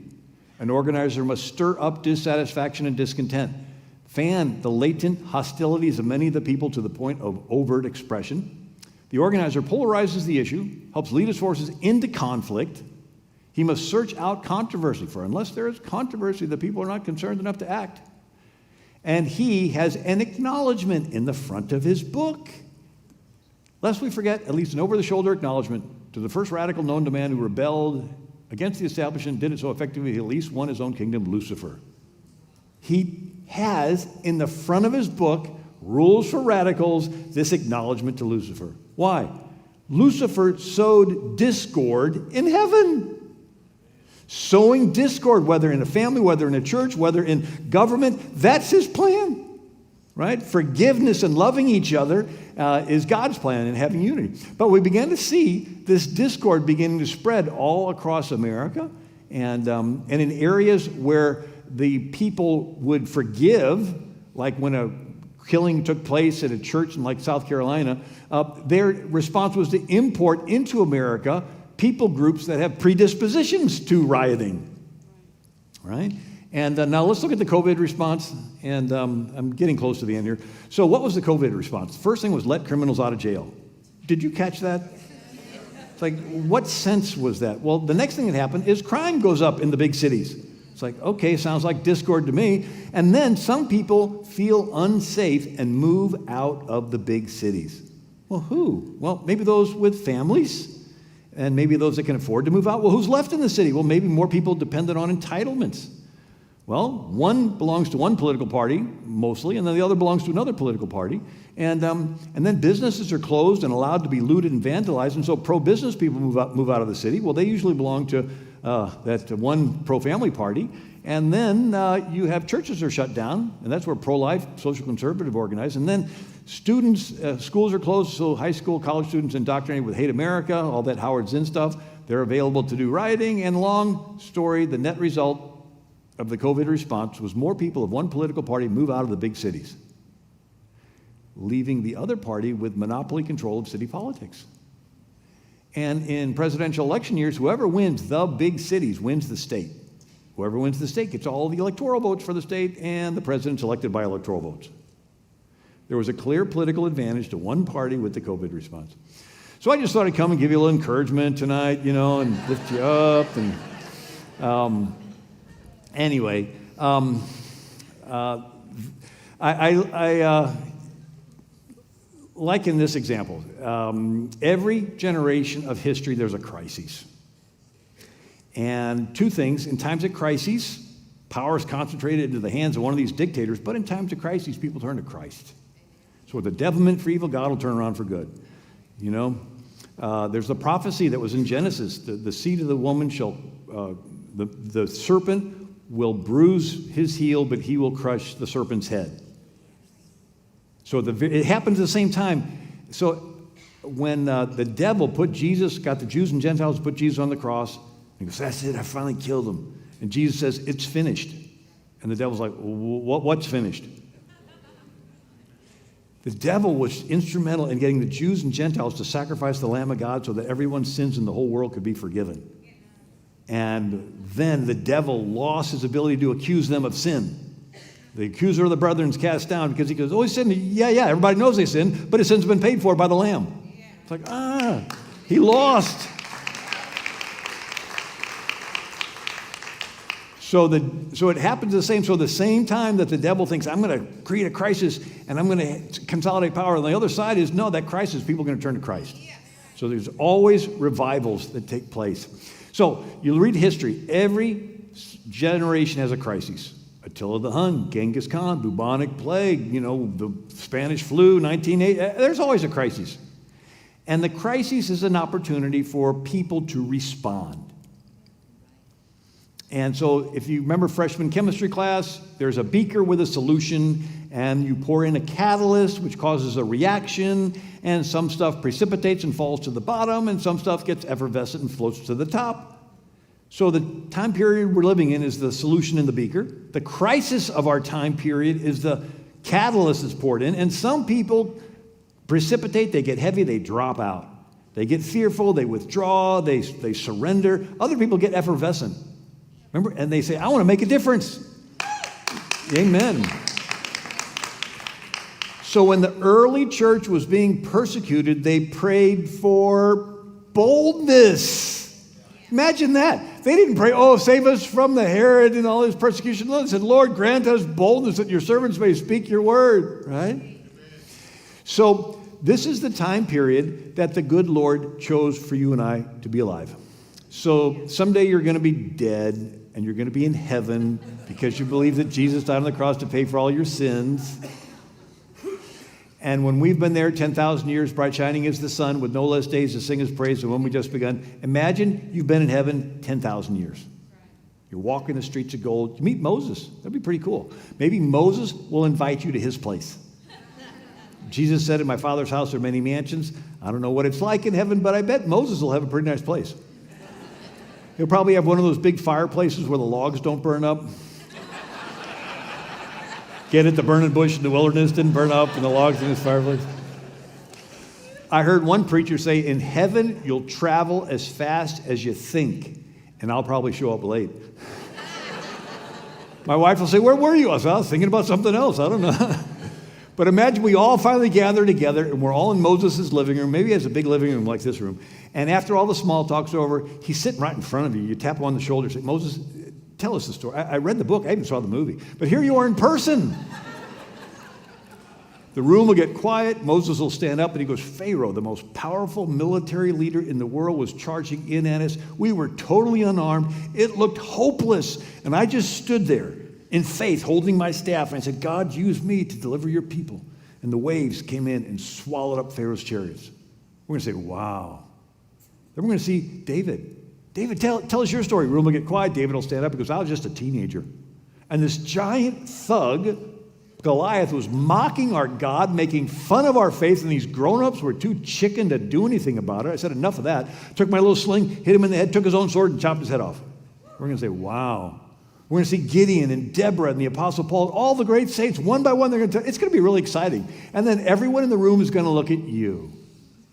Say, we haven't heard from you yet. Tell us your story. What did you do when it was your turn to be down there on earth? What were they saying about God in your country? Or the baby in the mother's womb, or marriage that God instituted? What did you do when the whole world was against you and you're about to give up? Maybe you were even backstabbed by some of your Christian friends. You're about to give up on it all, but all you did was keep your eyes on Jesus.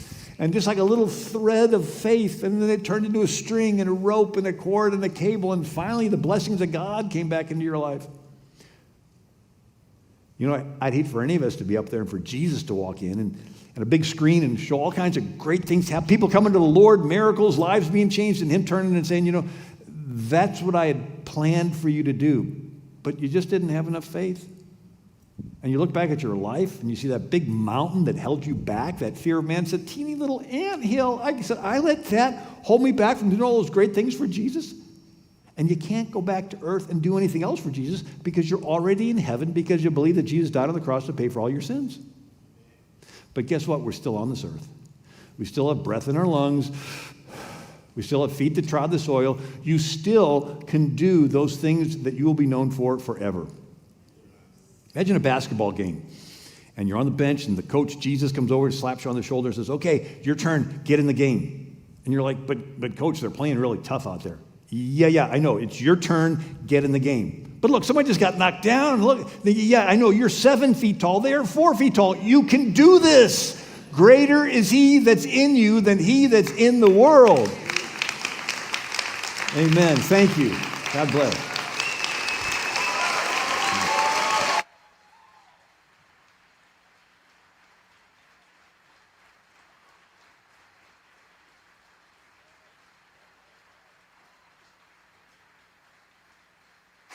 That was incredible, right? My brain is on fire, and it feels really good, and everything makes sense all of a sudden.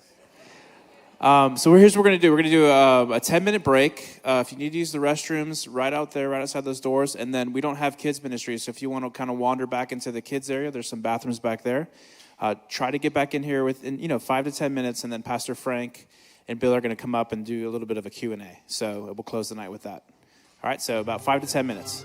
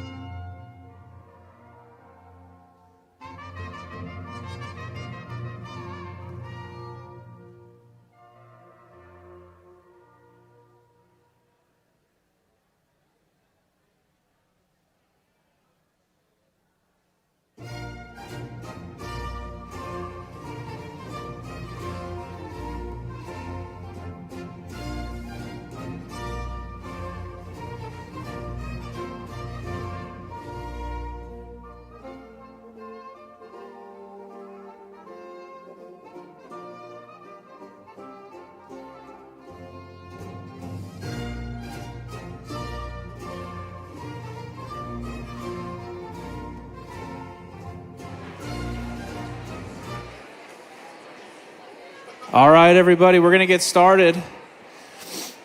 If you guys want to welcome Pastor Frank and Bill back out to the stage.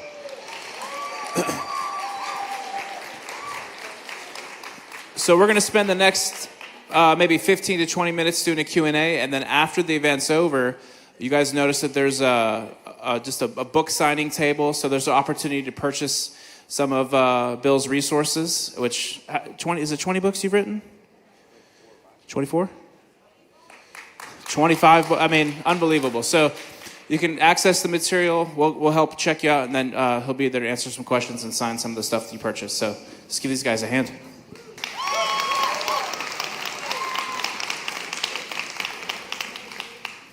I totally disagree with everything that you just said. So I want to just say quickly, we are going to be sort of brief, so we can be out at the table and we can talk about. You can have some access to Bill and some other questions. So, thank you for being here. Thank you for all that you share. It's really sweet. And you will be. Can you give us just a little preview of the weekend? Bill's going to be teaching at all 4 services, and so our topic. I'm planning on having a different topic for each talk. Fantastic. Fantastic. Good. Yeah, we're gonna put you to work. So I think someone mentioned in the back there that it's all kind of clear now.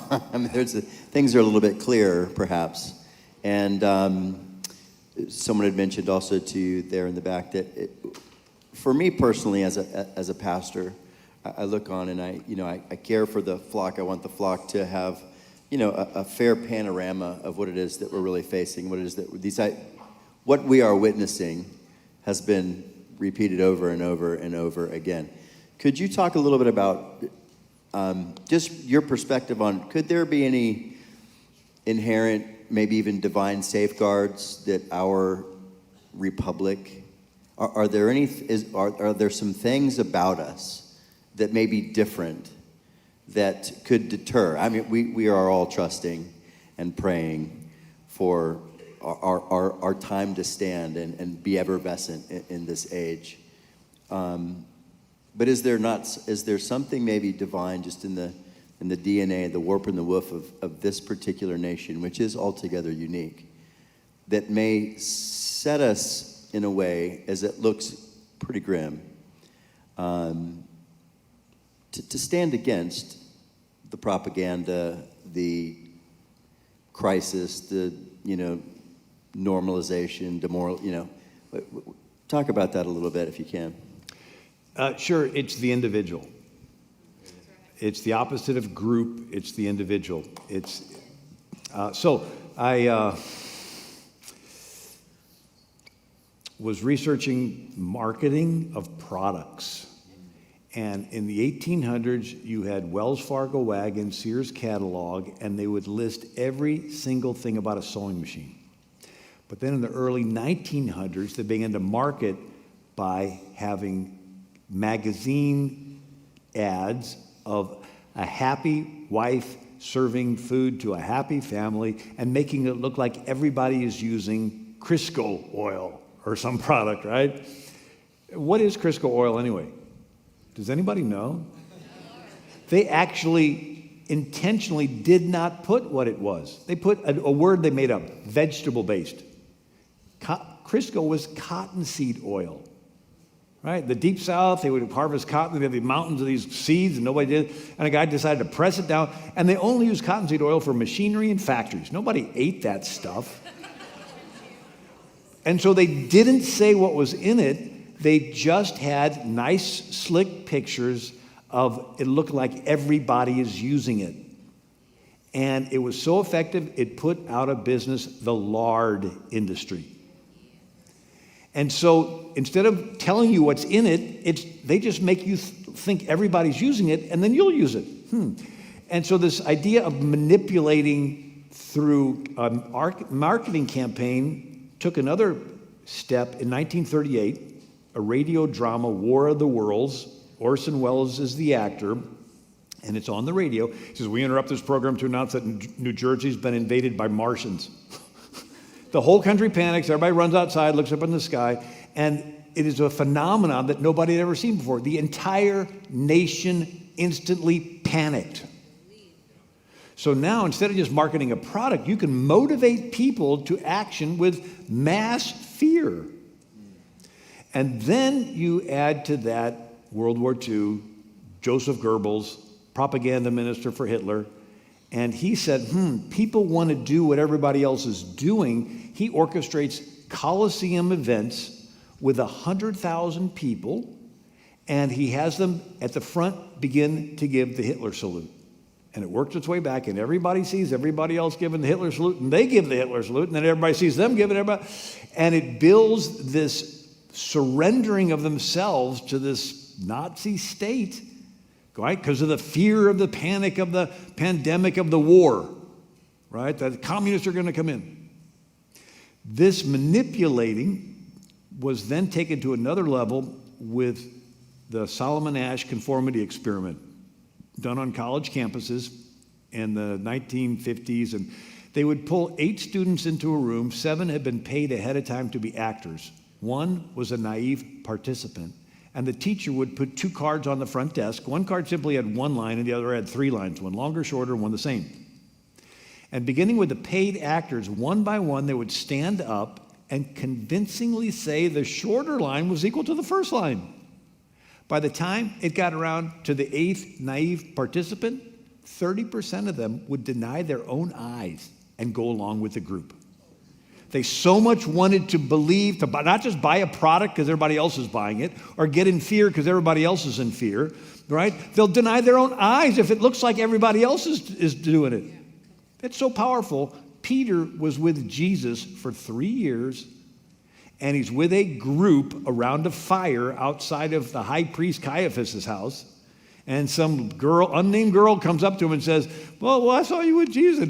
He denies Jesus because he doesn't want to be ostracized from this group around the fire. Then this was studied a little more intently after the Korean War, where you had patriotic American soldiers were captured, and then when they finally were rescued, they hated America. It's like, these guys were patriotic. Now, what happened to them? They found that the North Koreans did something called brainwashing. Came from the Buddhists, where they would wash their brain and, just make your mind think about nothing, but then it would be like a emotional reset. So they would take these soldiers and isolate them in a room and have them go through emotional trauma, starving and fear and isolating, and to the point where they would crave interaction and acceptance by other human beings. Then they would pull them out of the room, and they would have maybe 6 chairs with soldiers that had already caved. And before this person would be accepted, they would have to confess their whiteness. They'd have to confess the evils of the Western capitalist system that they were fighting for and how bad the West is and so forth. And then when they finally did, then they'd be accepted into that. And it's very similar to if you had an unruly big dog that did not like you, and you lock it in a room and turn off the lights, and it doesn't have food, and it's in there for a week, and it barks itself out, and it's starving, it's weak, it's emotionally afraid and terror, and then you open the door, give it a bowl of water, a little treat, you pet it. That dog will now look at you as its new benefactor. It's an emotional reset that they decide they're going to do to the whole nation. You have the whole nation go through a big emotional trauma. They're isolated from everybody, and they just want to get back to normal where they can have social interaction. But before you do, you've got to give up this freedom. You got to get this shot. You got to do this. You got to do this. You got to do the other. There was a movie in the 1940s called Gaslight with Ingrid Bergman. And Ingrid Bergman is the daughter of a famous actress who was supposedly given some jewels from the royalty. She died, and her stuff is all locked in the attic, and Ingrid Bergman doesn't want to let anybody go in there. And so this guy comes, and he wants to marry her, and he marries her. and he puts her to bed in her room. And you know the old black and white 1940s movie, so she's in the room all by herself, and he's like, says, I'm gonna go for a walk, and he goes out, and he goes around the block, and it's in London, you know how they have like the houses all connected, like, you know, Mary Poppins, and he climbs along the roof and goes into the attic and climbs into that locked room, and he turns on the gas lamp, and when he's turning it on in the attic, it gets dimmer in her room. And she notices that night after night, whenever he leaves, the light, and she's like staring at it, and he comes back, she says, whenever you leave, the light gets dimmer in my room. He's like, you're seeing things. Your eyes are playing tricks on you. You're going crazy. Maybe you need to see a psychiatrist, takes her to a psychiatrist. And then she's so convinced that she's going crazy that he's about to commit her, to sign her away to an insane asylum, and then he can get into the attic all by himself. And the hero of the movie sees this and tracks the guy around the block and then breaks the story, and he's locked in prison and so forth. But it went into our vernacular called gaslighting, where you would control what the public sees. The reality is twisted. It's not really the reality, but you're believing it. And so it's gaslighting a whole nation. And it now is being done through the internet and big tech.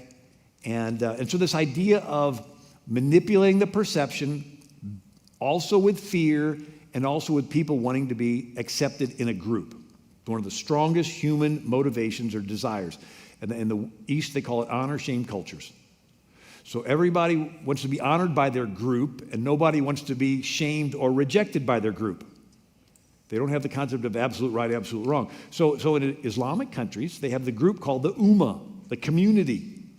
And if a family is shamed because their daughter became friends with somebody that wasn't, a male that was a part of the family, there's a case in St. Louis. Bosnian Muslim immigrants came to St. Louis, and the young girl was going to high school, and she met a black boy. They became friends, and the mother held the daughter down while the dad murdered her, because she had dishonored the family in front of their group, their ummah, their community.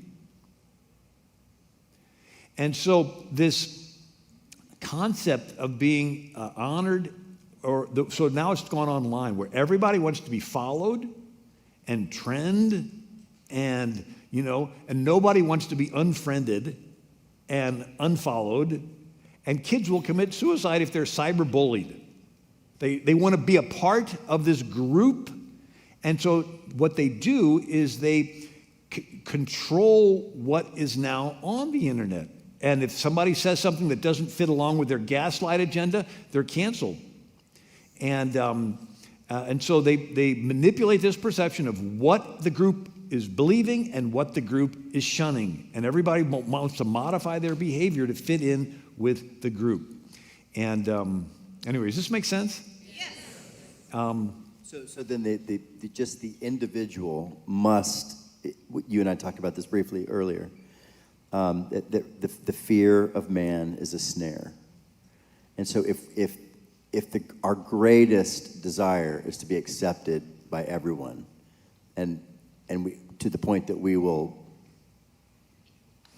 completely go against what it is that we'll care more about the mob and the crowd than what we know the truth is, then we're... Yeah, so the early church says some people would not follow Jesus. They believed in Jesus, but they wouldn't go public because they were afraid of being put out of the synagogue. They were afraid of being rejected by the group. And so Jesus calls us out of the group and just him. So we lose the fear of man, we only have fear of God. And I love the picture of, these baseball players were kneeling in protest to the flag, and one was standing, and they asked him afterwards. He goes, I only kneel to Jesus.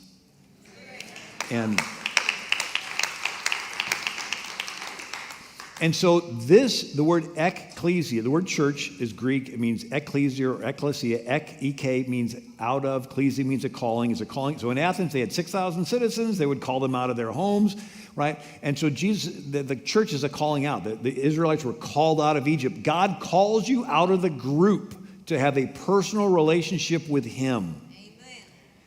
And it is... the body of Christ. And it's interesting, I was telling Pastor, Jesus is talking to Pilate. Pilate asked him a question. Jesus doesn't answer. And Pilate says, don't you know I have the power to release you or let you go? Jesus says, you would have no power over me unless it was given to you from above. You're like, okay, what does that mean? Was it from God or from... Well, if you think of it, right after that, Pilate is convinced Jesus is innocent, goes out to the crowd, says, hey, I want to let him go. The crowd says, you're no friend to Caesar's if you let him go. In other words, we're going to snitch to your boss. We're going to tell on you. We're going to get you in trouble with your group.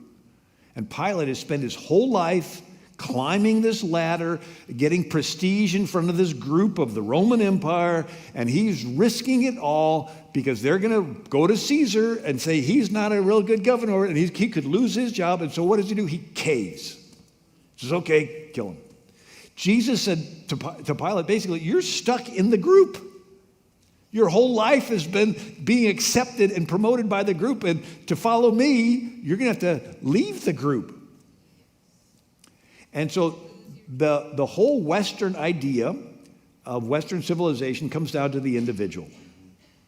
So in the Middle Ages, you would believe something because if you didn't, you would be burnt at the stake. And so for a lot of people, it was an outward thing. And the Reformation comes along, and Martin Luther says, no, he had a personal revelation, the just shall live by faith. It was very personal to him. God's a jealous God. He wants a personal relationship with each person. He doesn't want anybody else to be in between you and him. Anyway, I could ramble on, but no, that's good. That's definitely good. We love your ramblings. Let me see if I can. I'm going to come up with just one more question, and then we're going to let everybody tear you to pieces back there at the book table. Talk just a moment about a couple of the. When you talk about the idea of the individual being, a source of hope and resistance, we've got to break free from the mob mentality, think for ourselves, obey the Lord, be altogether convicted in our own conscience instead of, just going along with the crowd. Isn't it true that you take so many of the great ideas that we have, even as a nation, biblical ideas, Imago Dei, we are individually created in the image of God.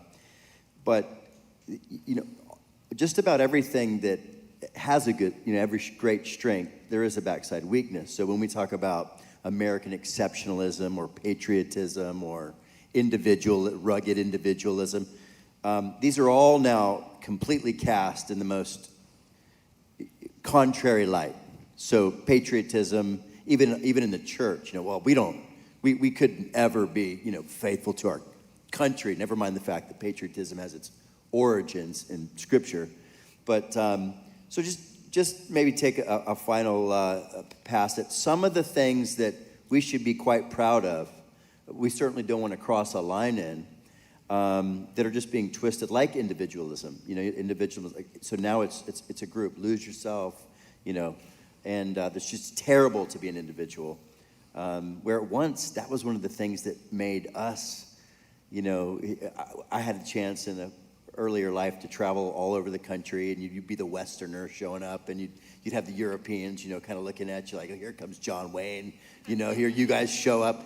And there was something about, now I look back and you go, I can understand that if you take individualism and American exceptionalism to a place of arrogance, pride, power, aggression, you cross a line. I get that. But there was something inherently beautiful about, you guys think you can do anything.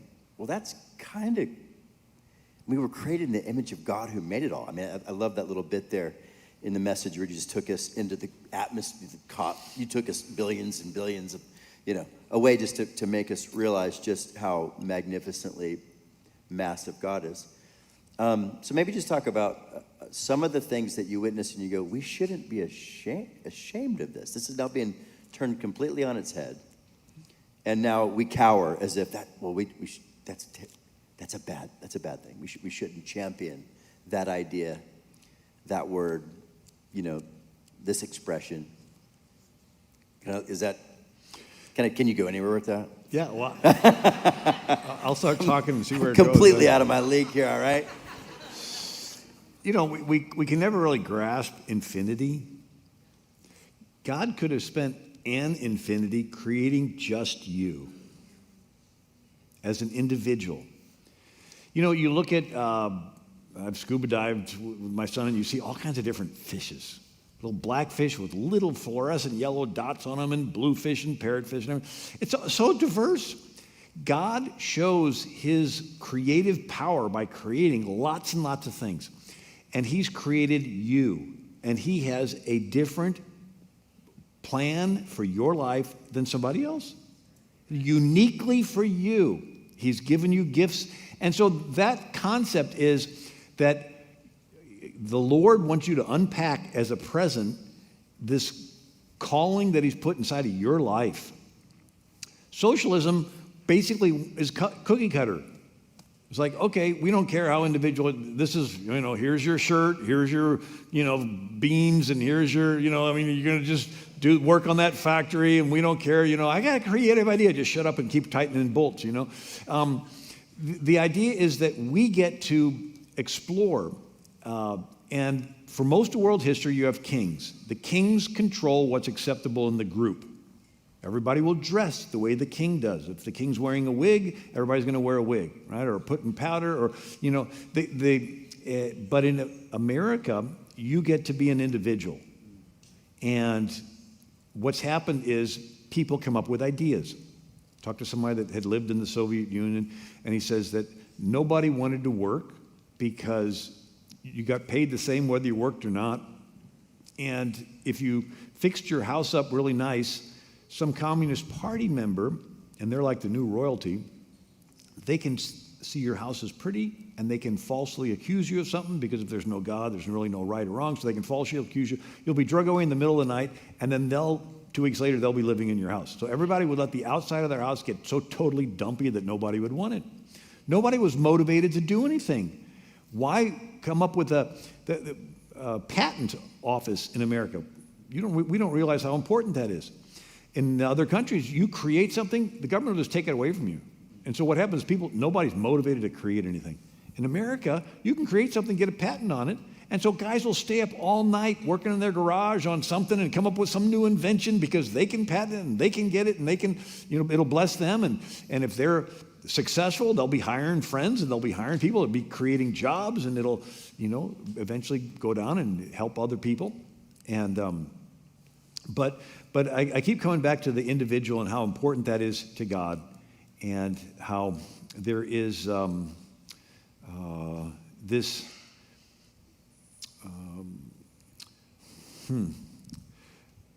I also wanted to talk about the media and manipulating one more time. So in America, the country is controlled by laws. Laws are controlled by politicians. Politicians are controlled by voters. Voters are controlled by public opinion. Public opinion is controlled by the media, education, and the internet now. So whoever controls media, education, and internet controls the country.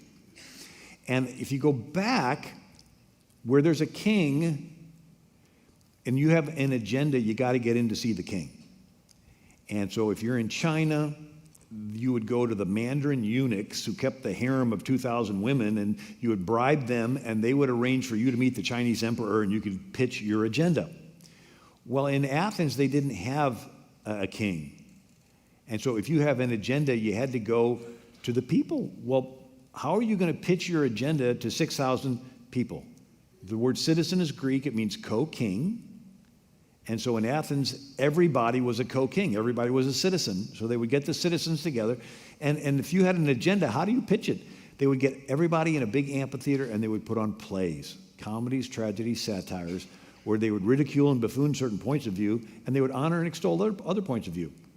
And people would go to the theater and see this poor guy getting ribbed and ridiculed, and they would name him by names. It was like Saturday Night Live. That's what Aristophanes, he wrote these, comedies for the Greeks. And you would leave that thing and think, man, I feel so sorry for that. I don't want to be like that guy. And then they would have the tragedies where they would extol somebody, and they were so noble and they died, doing stuff. And then you'd leave there saying, I want to be like that guy. And so from that time till now, theater, media has always been political. It's always been pushing an agenda. And so now think of your favorite sitcom or movie or show, there's a character that you get invested in. You like this character. They're cute, they're funny, and then this character begins to make morally compromising decisions, a little cheating, a little lust, a little revenge, and you find yourself apologizing for this character because you've like them. And then this movie will portray people that hold traditional values as being backwards and bumpkins and simpletons, even hateful. And you're like, man, that person, they really were sort of hateful, and I don't want to be like them. And so you want to fit in with what's acceptable and what's not acceptable because it's being portrayed in a Greek theater or it's being portrayed on television. And again, it's this manipulation of the group. And I was thinking, you have H2O molecule, it's an individual molecule. But when it gets together with a lot of other H2O molecules, they function as a group. They do waves. And then cloud waves, and then they turn into ice, and then you take a little fish. It's an individual fish, but you get it together with a bunch of fish, and there's a school, and they'll turn on a dime, right? And a little bird, it's one bird, but you get it together with a bunch of them, and they're a flock, and they'll do all kinds of coordinated moves. And you got deer or cattle, and they'll want to stampede as a group. And then there is those that learn how to manipulate the group. So if you have cattle and that's how they used to catch the buffalo, Buffalo Bill or whatever, he would ride his horse up to the head buffalo, shoot him with his rifle, he named his rifle Lucretia, who was the name of Machiavelli's or Borgio's sister or whatever. Anyway, he'd shoot, and then his horse would take the position that the head buffalo was in, and then he would lead him in a circle. And he'd lead them all into a circle until they could all get rounded up, and then they would, capture them and so forth. But it's learning how to manipulate the group. And so human beings, we like being in a group. For the longest period of American history, the majority of the people were Christian. And so we exerted a group pressure on non-Christians to still be moral. They weren't Christian yet, but they lived a decent life because we were setting what's acceptable in the group. And but now they've gotten the platform to set what's acceptable in the group. Sort of like a Christian school. It starts off, and then they decide, well, let's let in one unsaved kid, and we'll have some group pressure, and maybe the kid will get saved. Okay, that's okay. And then you maybe let in a couple. But if you let in a little too many unsaved kids, then they begin to be the pressure on the good kids to pressure them. Hey, drink and party, whatever. You know what I'm talking about? And so most of those schools end up changing from being Christian schools to just nominal, and then they go whatever So the world has learned if they can manipulate. That's why we need to come back to the individual, that God wants an individual relationship with you, and that he's jealous for that. And we fellowship together, and we support each other, we minister together, but I had somebody contrasting Eastern religions with Christianity. So Hinduism, Buddhism, they believe in reincarnation, and when you finally get to that last reincarnation with Vishnu or whatever, you cease being you, and you're just absorbed into the one, and you no longer exist. It's like, oh, great, that's what I have to look forward to.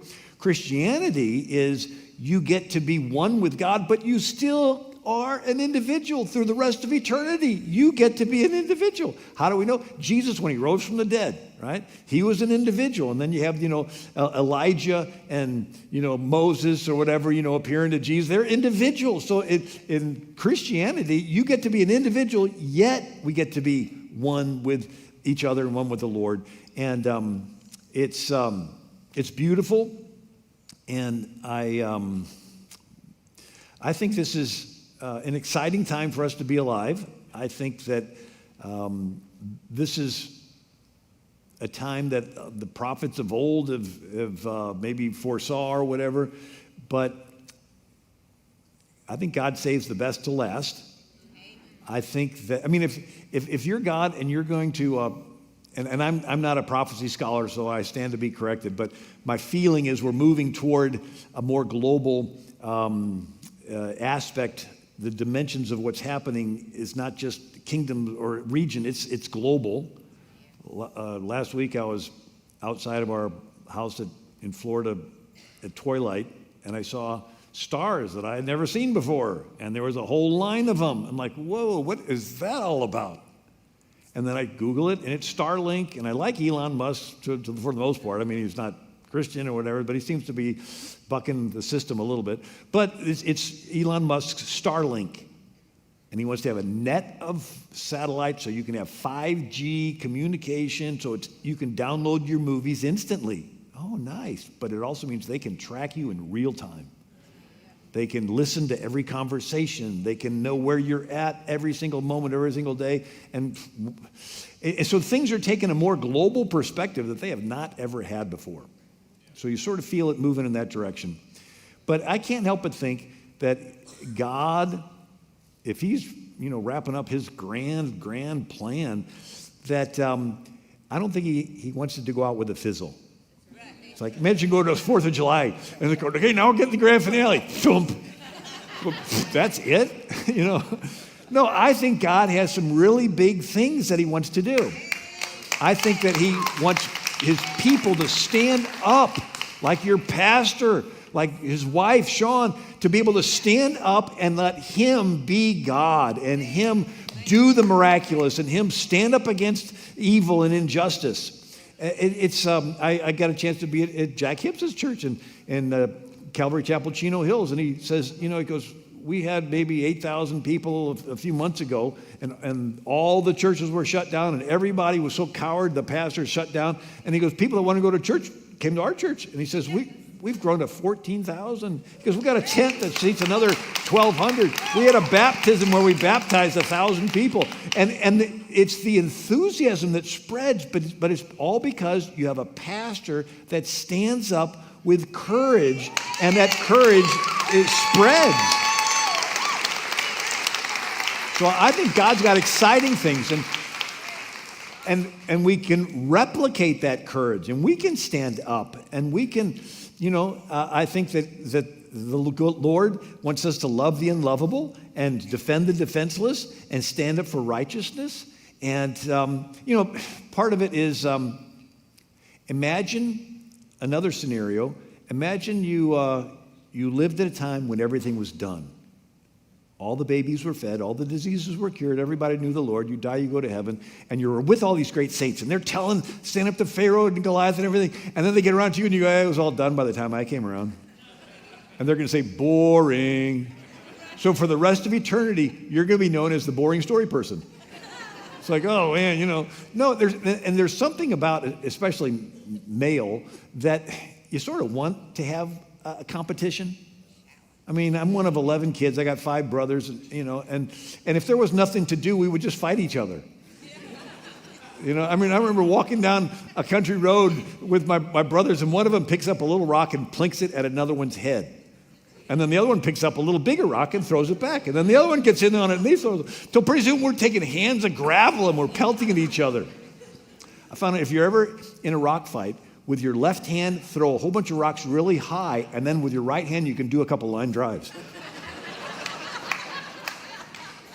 But I mean, if it's one of these things where everybody gets an award and nobody wants to compete, I ran for Congress 3 times.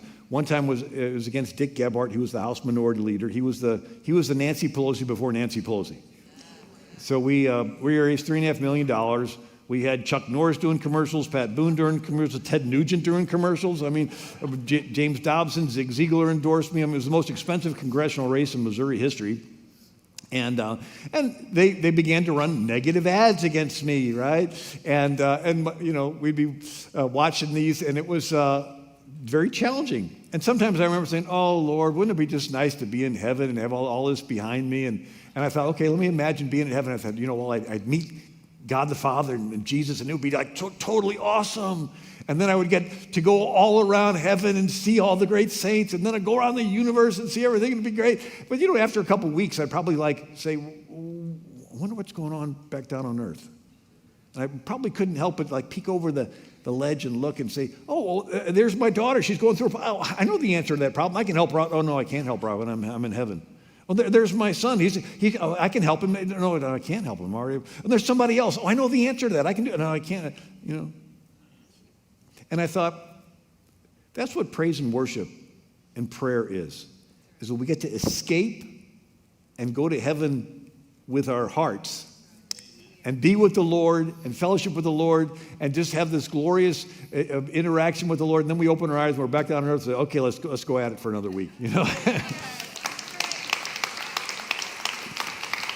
That's good. We went longer than I wanted. I want to honor your time. Thank you all for being here. I love you so much.